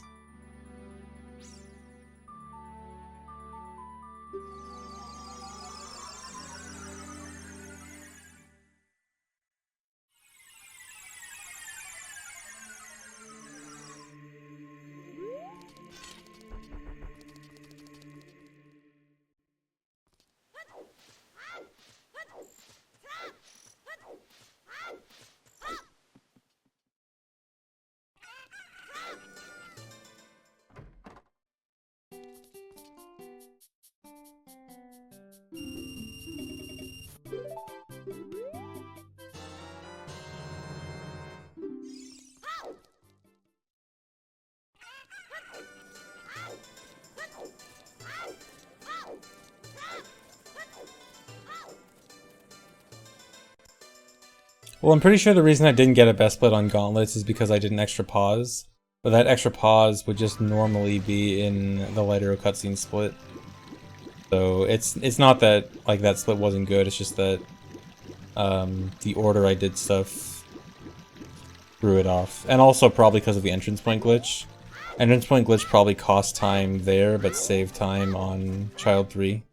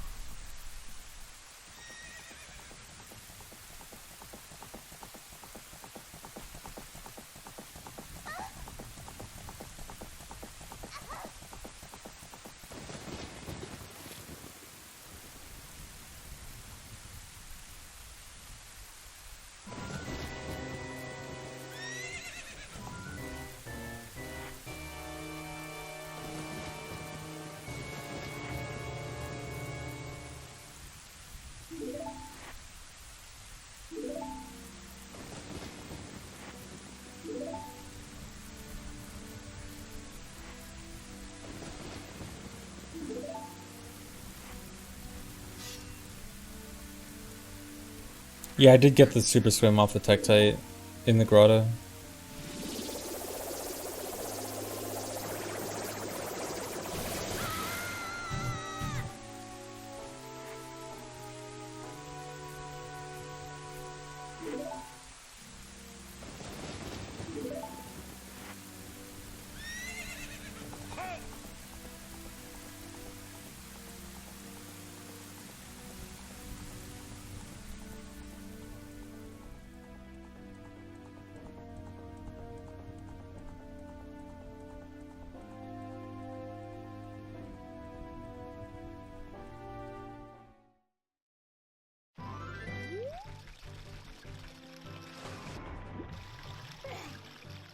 Yes, I got a quick Ocarina dive. Look at that quick Ocarina dive. And split.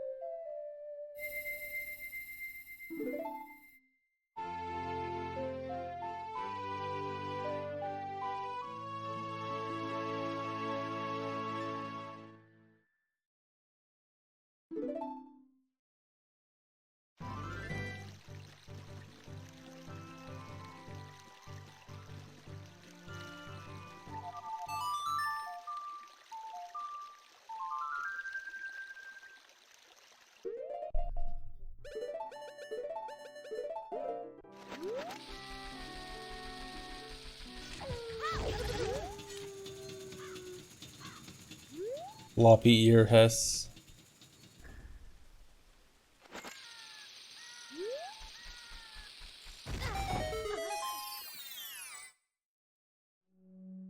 Okay, so here I actually got the Tektite Super Swim here. This was really annoying to actually get. This is something I've only gotten twice ever in 2 runs. I've never actually even gotten in practice. Right there. Love that strat.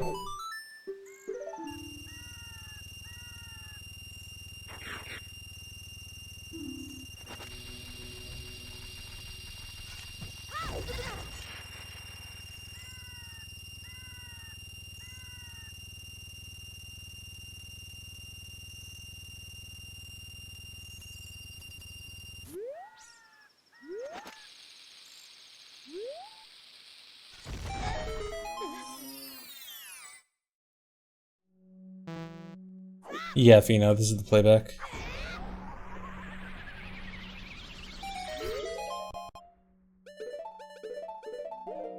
So I actually got when doing this section, I actually got a desync here, but luckily I realized it pretty much right after I left the grotto. So the only thing I had to redo was this grotto.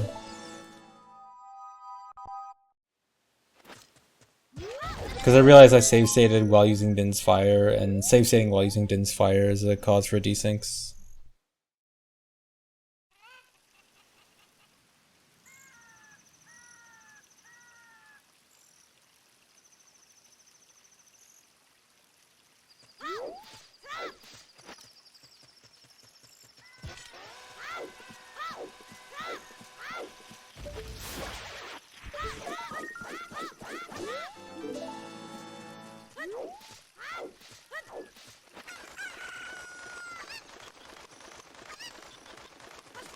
So right here, there's actually a strat I could have done where you can Mega Flip to this box. But the Mega Flip is really precise and really stupid and hard.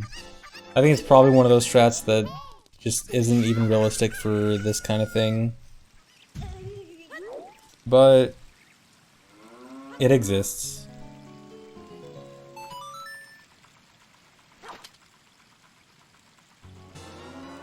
Oh no, the run is over, I fell off. Haha, JK.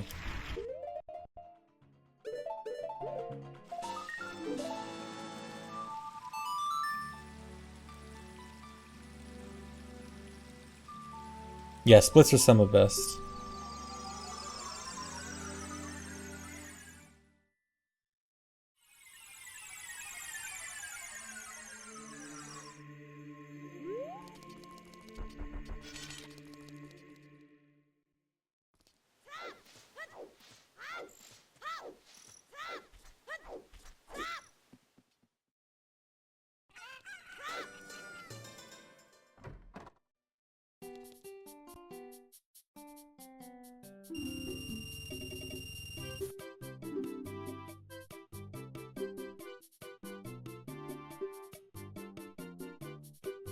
No, Twitch doesn't allow 3-character accounts, or it doesn't allow making an account with a 3-character name.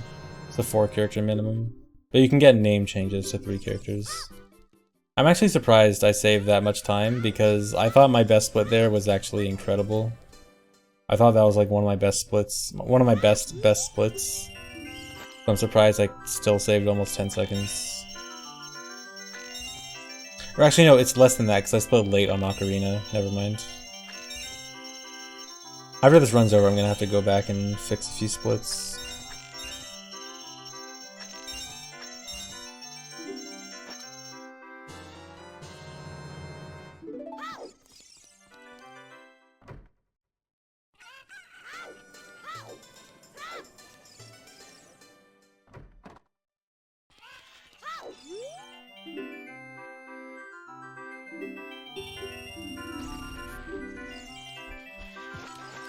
First try heart piece.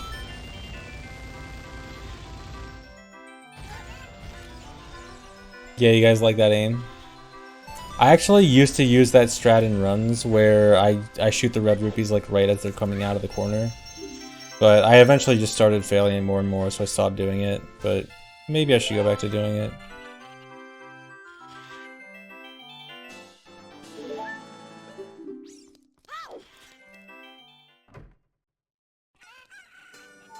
Like, it's not even that hard, it's just like, you have to time it based on an audio cue, and not a visual cue, so it's just kind of weird.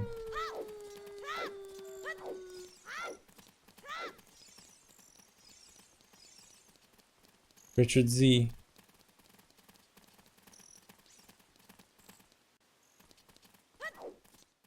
So it's possible to skip the second wall for the Bombchu bowling, but it's super precise. You have to stand in like this really specific spot.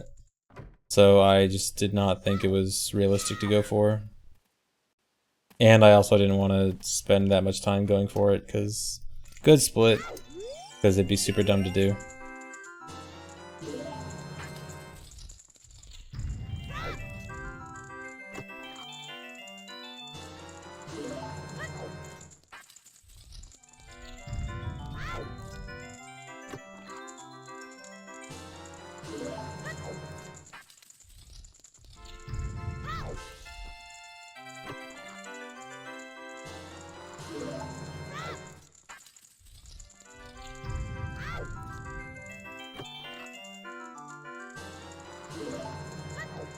Yeah, lensless chess game. So I just thought for fun I'd do this without lens, even though I have it equipped, just because, you know, I have save states, why not? So when I was doing this with save states, 4 out of the 5 chests I got wrong first try. Only one of them I got correct first try.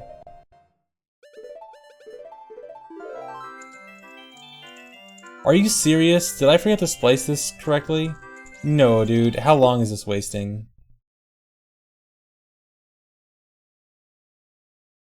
Oh my god, I'm so mad. How many? Okay, that was only like 5 extra seconds. Okay, so you can cut off 5 extra seconds. I thought that was gonna be worse. I actually thought that was gonna be like 20 extra seconds or longer.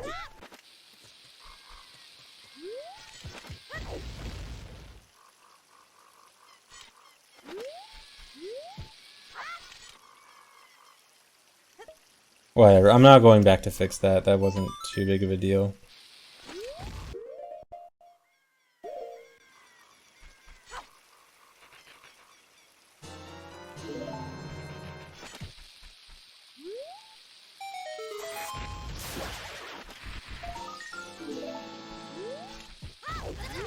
Stop throwing, yeah. Another throw. Yeah, I gotta get Dry to do the splicing. He's the pro.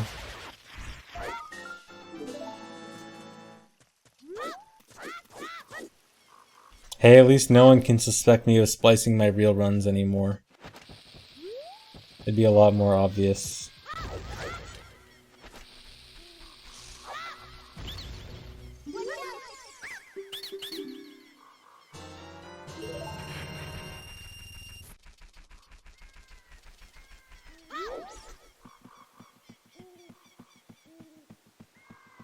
Just throwing you guys off. Yeah, I just intentionally spliced poorly to make people not suspect me. Speaking of splicing poorly, Ocarina game is coming up.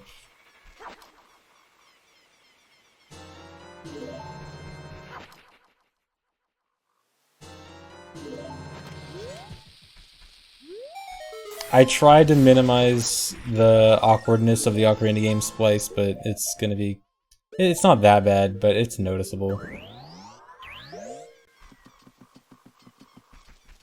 The bomb count went up because I caught bugs on my B button with milk on C right, and doing that, having milk on C right when catching something in a B bottle modifies your bomb count, and catching bugs with milk on C right gives me 29 bombs.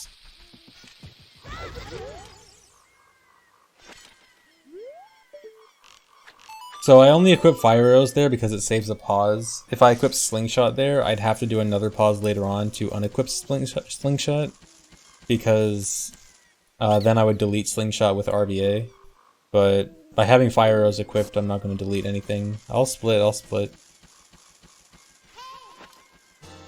Okay, so check out this splice.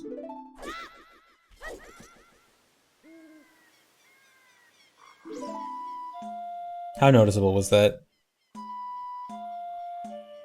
Yeah, obvious audio splice, yeah. I at least synced it up with the camera movement.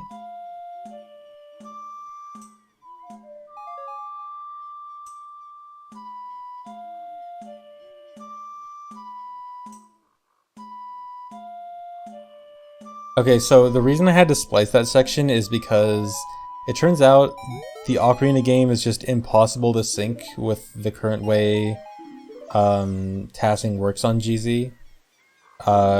Something about Ocarina game, I don't know if we know exactly what it is right now, but something about Ocarina game just does not sync properly. And so I actually had to record this in real time. Like, this is not... What we're watching right now is not a TAS playback, it's actually me playing the Ocarina game normally.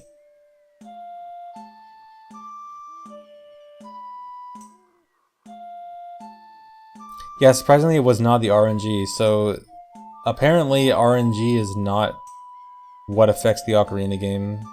At least based on what I can infer from the desyncs. Glank, have you looked into it yet? Do you know, like, what's going on yet?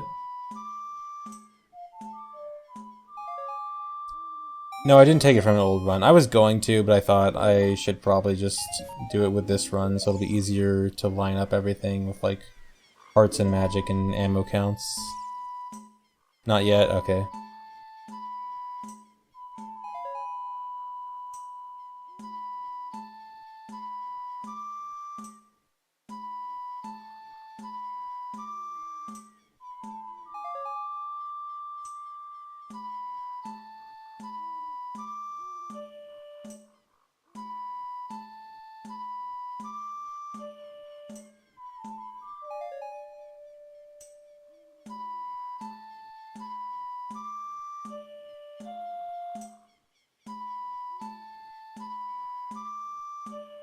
Riveting gameplay.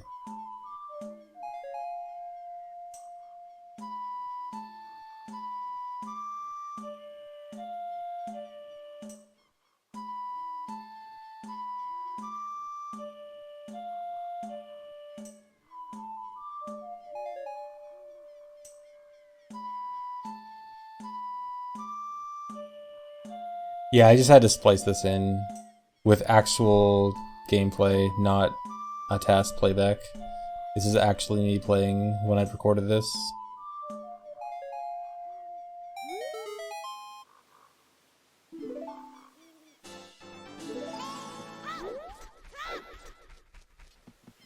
Alright, get ready for another splice.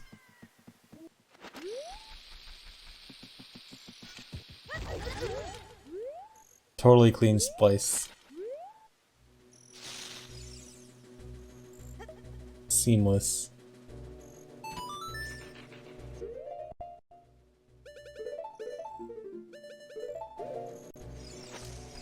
It wasn't terrible. Yeah, it could have been worse. If you listen closely though, you can hear There's like an owl who that gets cut off.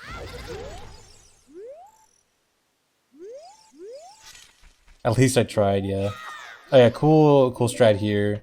You can do a Navi dive here a little bit faster than doing a regular dive.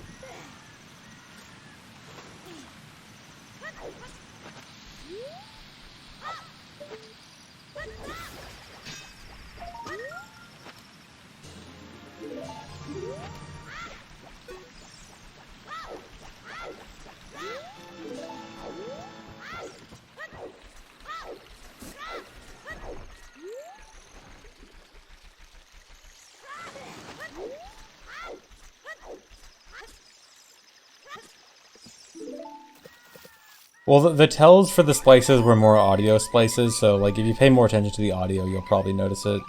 I tried to make it decent. I tried to make it a pretty decent cut for the visual part of the splice.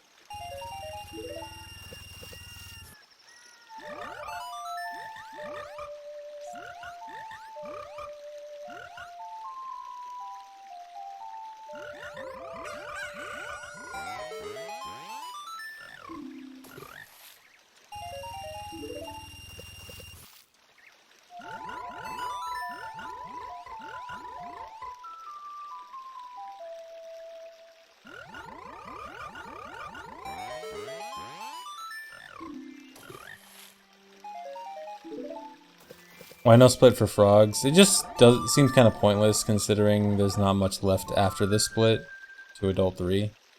And I definitely want to split at Adult 3. No, there's no faster order for playing the frog songs. On N64, I think there might be a certain order you want to play it in based on lag. Because I think like Song of Storms causes more lag, so you might want to play that first or something like that. I actually never got around to fully testing it, but I still suspect that lag might affect the most optimal order on N64. So this is earlier than I play Sunsong for normal runs. I usually play Sunsong right after I get the heart piece. But I actually found out at the end, like when I get Big Goron Sword, turns out that no matter where I play Sunsong, it'll always be faster to play an extra Sunsong at Big Goron Sword with completely optimal play. So, I mean, it doesn't really mean anything for this. I still did it, you know, the most optimal I could, but it means that, like, technically, when you're completely optimal, doing the extra Sunsong here instead of later doesn't really save time. Which is moderately interesting.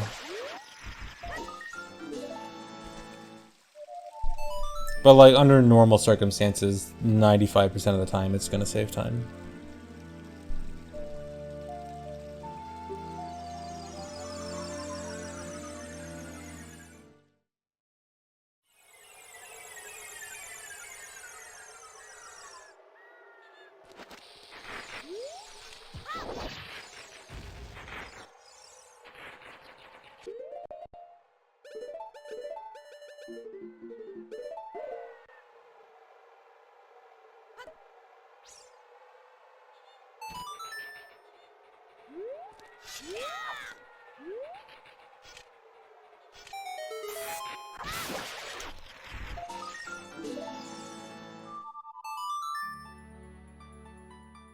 So for all the bugs in this, I try to make sure that every soft soil patch was optimal bug digging, so I got all the good bugs, all the good bug digs.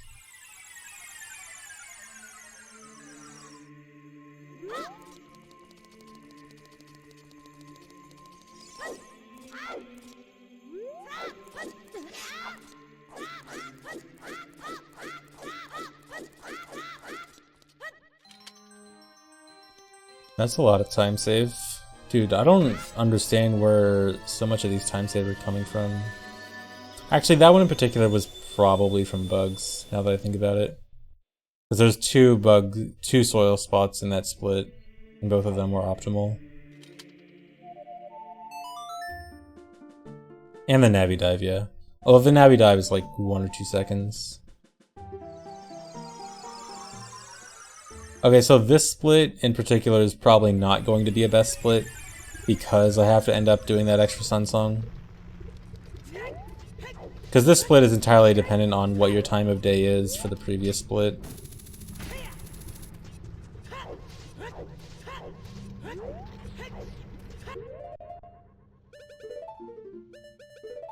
How is this compared to PB?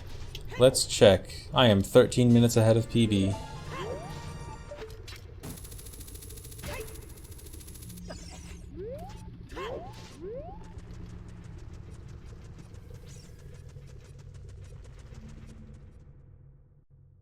What's on the B button right now? Eye drops, can't you see? So, the last time I was adult, I had bottle on B. That means, you know, going back and forward in time is going to put a different item on my B button. Based on my C right item as child, again. The last thing I equipped as child was Broken Goron Sword, and that points to a part of my inventory that has all the medallions and some songs. And the total item count of all those values added together was 253. So that glitchy item I have on my B button is item 253, which happens to act like eye drops. And you can't give eye drops to Big Goron immediately. It's not like you can just give it to him and skip the whole quest. He only accepts eye drops if the item in your trade item slot is prescription or higher in the trade quest. So that's why I had to get the Broken Goron Sword, because I get the Broken Goron Sword, I give him the Broken Goron Sword, he gives me prescription, and as soon as I have prescription in my inventory, I can then give him the fake eye drops to get a claim check.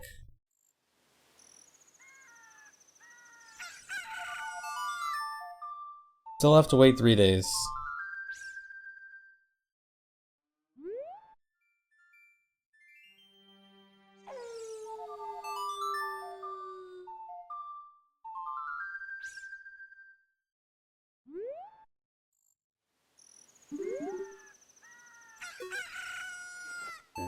Yeah, so again, no best split here because it's based on the previous split time of day.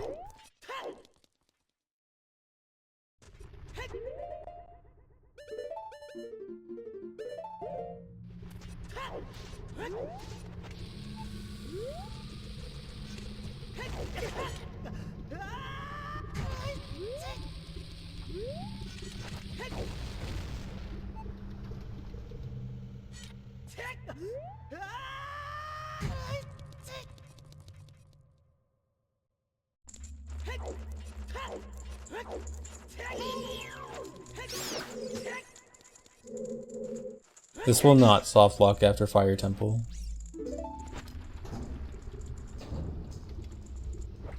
So for this pause right here, I normally equip Hover Boots here.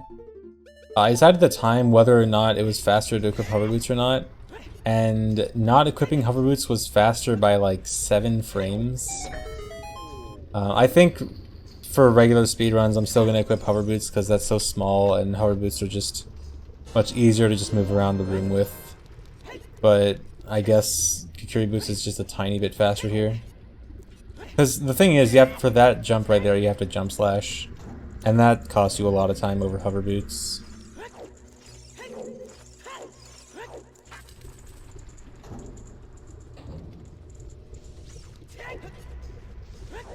But I'm still going to stick with Hover Boots for that room.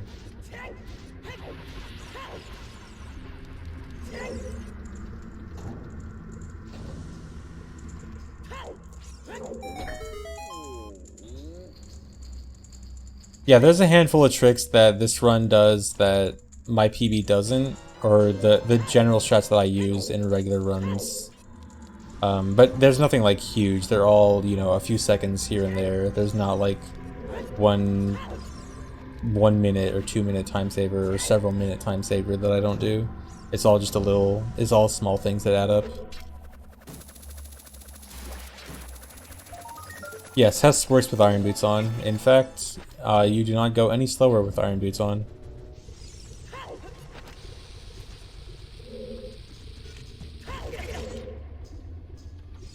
One trip bomb the well is the biggest thing that I do in this human theory task that I don't do in regular runs. But even that is only like 15 seconds. Like 15-second time save overall.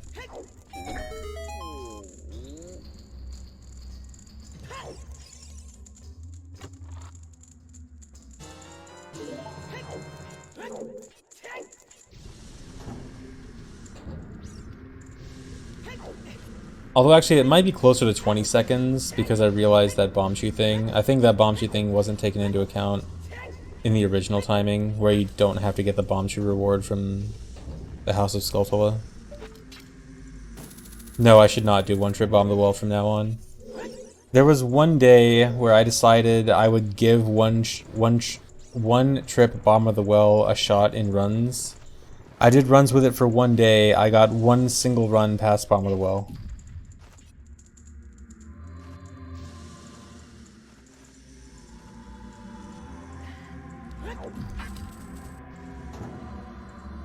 All day, one run got past it. And so no, I am not going to do that in runs. I need a lot more runs to get past bomb of the well than one a day.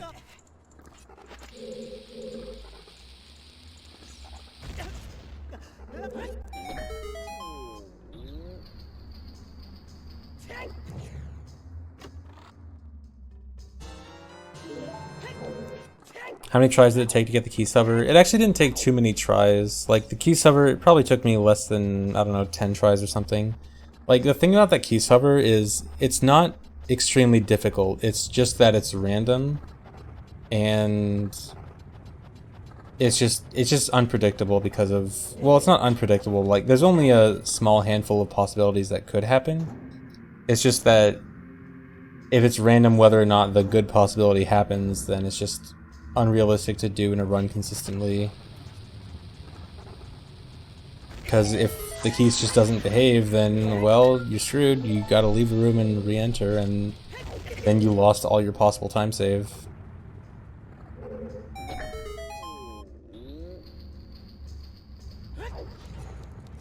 I don't hookshot that climb because you cannot hookshot it. It is just not hookshotable. Oh, also, I forgot to mention, when I climbed the gate there, I took damage from the torch slug. That's really important, because if you don't take damage from that torch slug, then the wrong warp later on will crash. Well, soft lock.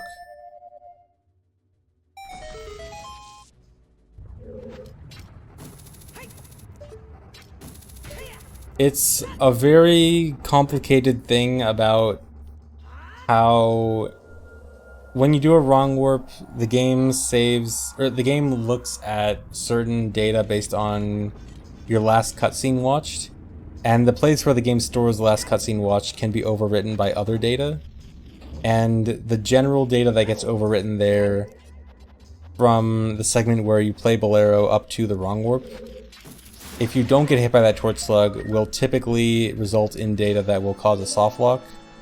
But by getting hit by the torch slug and causing Link to get burned, that instead overwrites it with good data that will not cause a soft lock.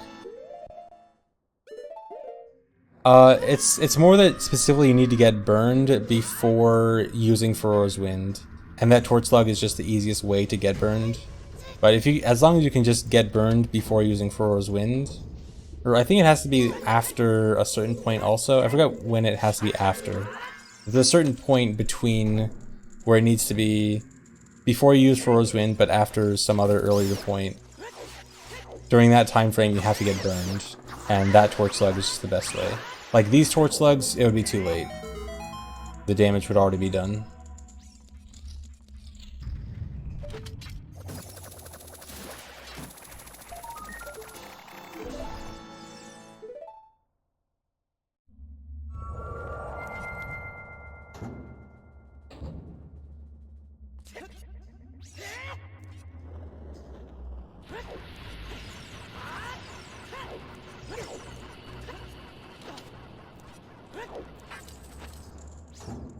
Why is the icon for Castle Escape sold out?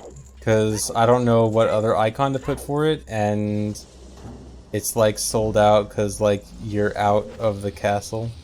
That's like the closest thing I can come to for. That's like the closest thing I can have a real reason for. But I mean, really, it's basically just because I like the sold out icon.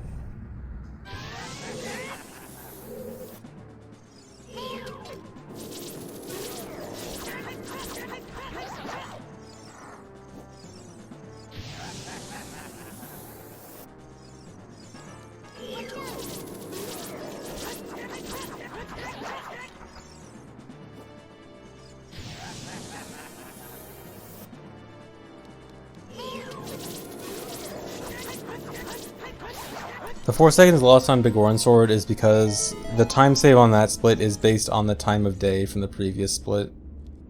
It just means I was too fast on the previous split. So like, if you have a fast previous split, then the Big Orange Sword split is going to be slower, or vice versa.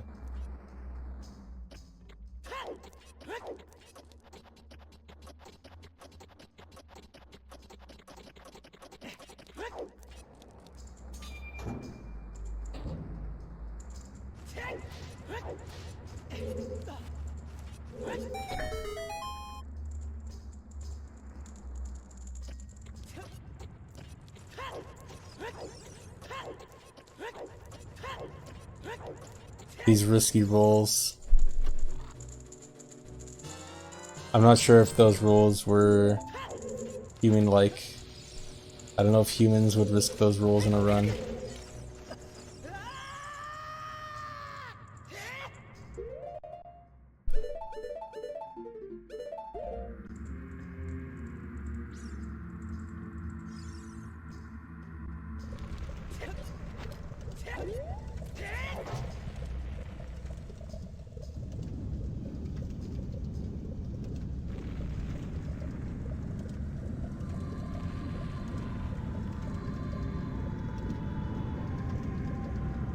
Yeah, if you use Master Sword, or if you use Sold Out on a C button or B button, it acts as Master Sword.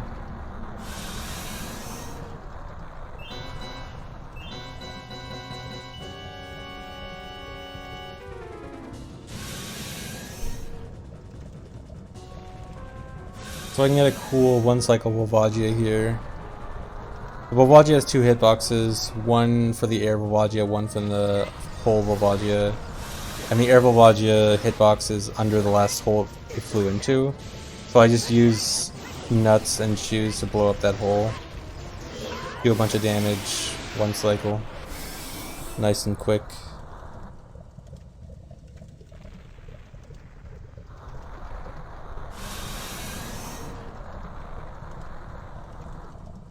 Yeah, I was pretty surprised at how much time save there was in this run. I wasn't actually expecting this much time save.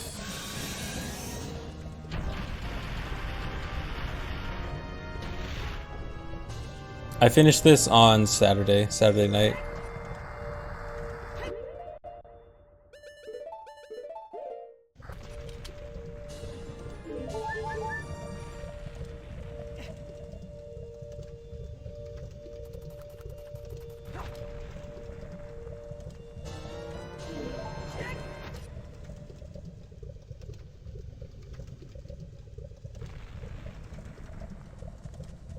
Time for the wrong warp.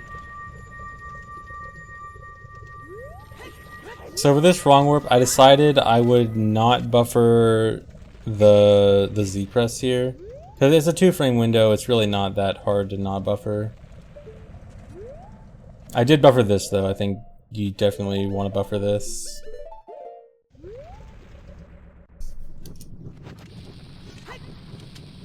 And now for collapse skip.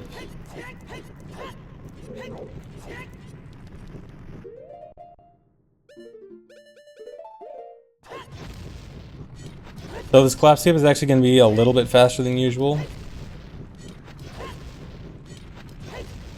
There's a cool strat here.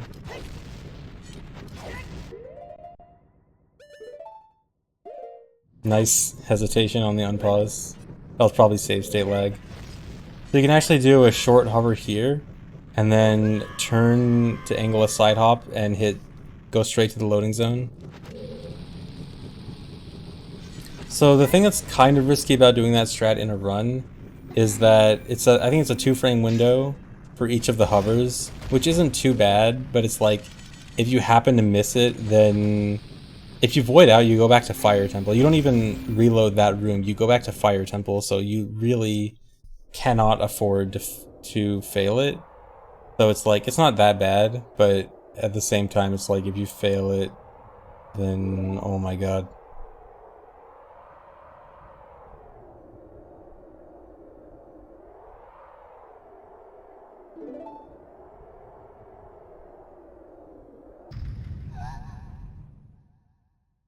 And it doesn't even save that much time. Like, I saved 6 seconds there, which, I mean, 6 seconds is a good amount of time, but that's with, like, doing it perfect.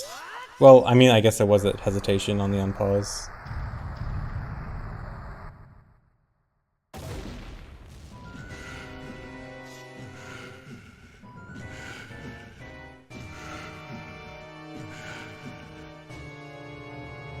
Dead run for 6 seconds, yeah.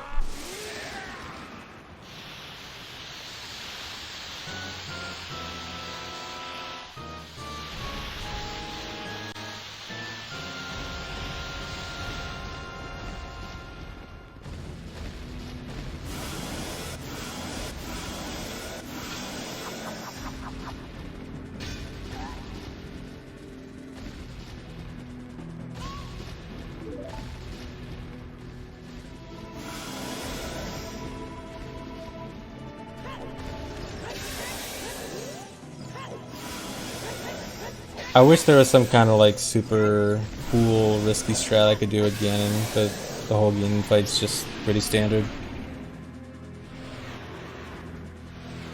I actually think this might not even be a best split, because I think my Ganon best is pretty optimized.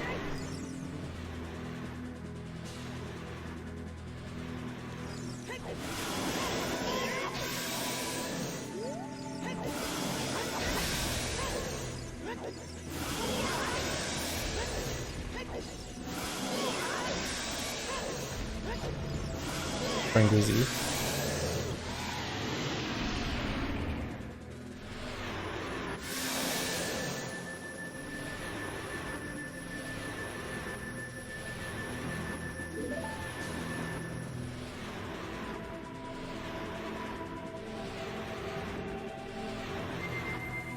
No, dude, I'm gonna be barely below 6 minutes saved. No, I didn't save time. Well, there you go.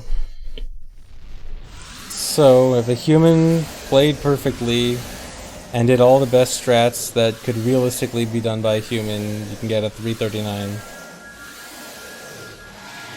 It would be very difficult.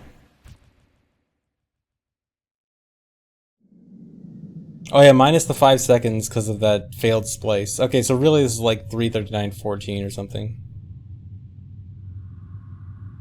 Just play perfectly. But yeah, I was actually not expecting this much time save. It's actually crazy to think that like my PB is 353. I can literally save 14 minutes. But like obviously I can't really, but it's like I don't know, it's so crazy to think about how much time save there actually is left. In theory. The reason Summon Best is 337 is because of route change issues. I have to like go back and fix the splits. If anyone's curious, I think I'll upload these splits and put it in the description of the YouTube video when I upload this. I'll fix it up and, you know, have the correct splits for all the splits I missed.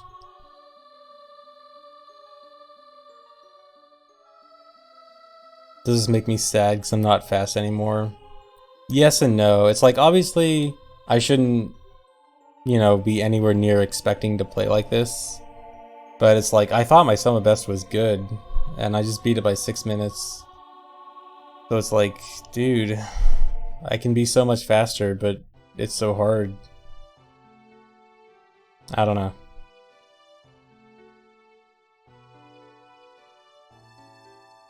The Hundo Hell, yeah. It's the Hundo Trap, you can always keep going faster.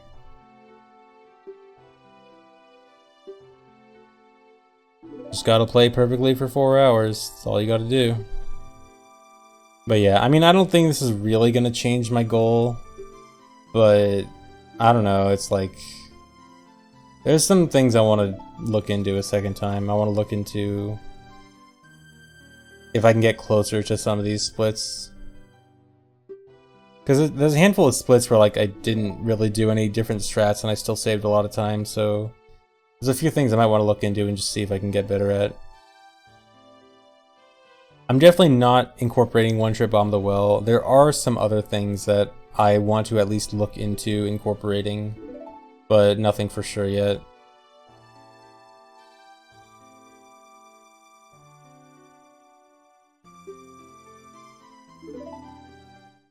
But yeah, that's pretty much it for this, guys. Guess that's the end for today. Anyway,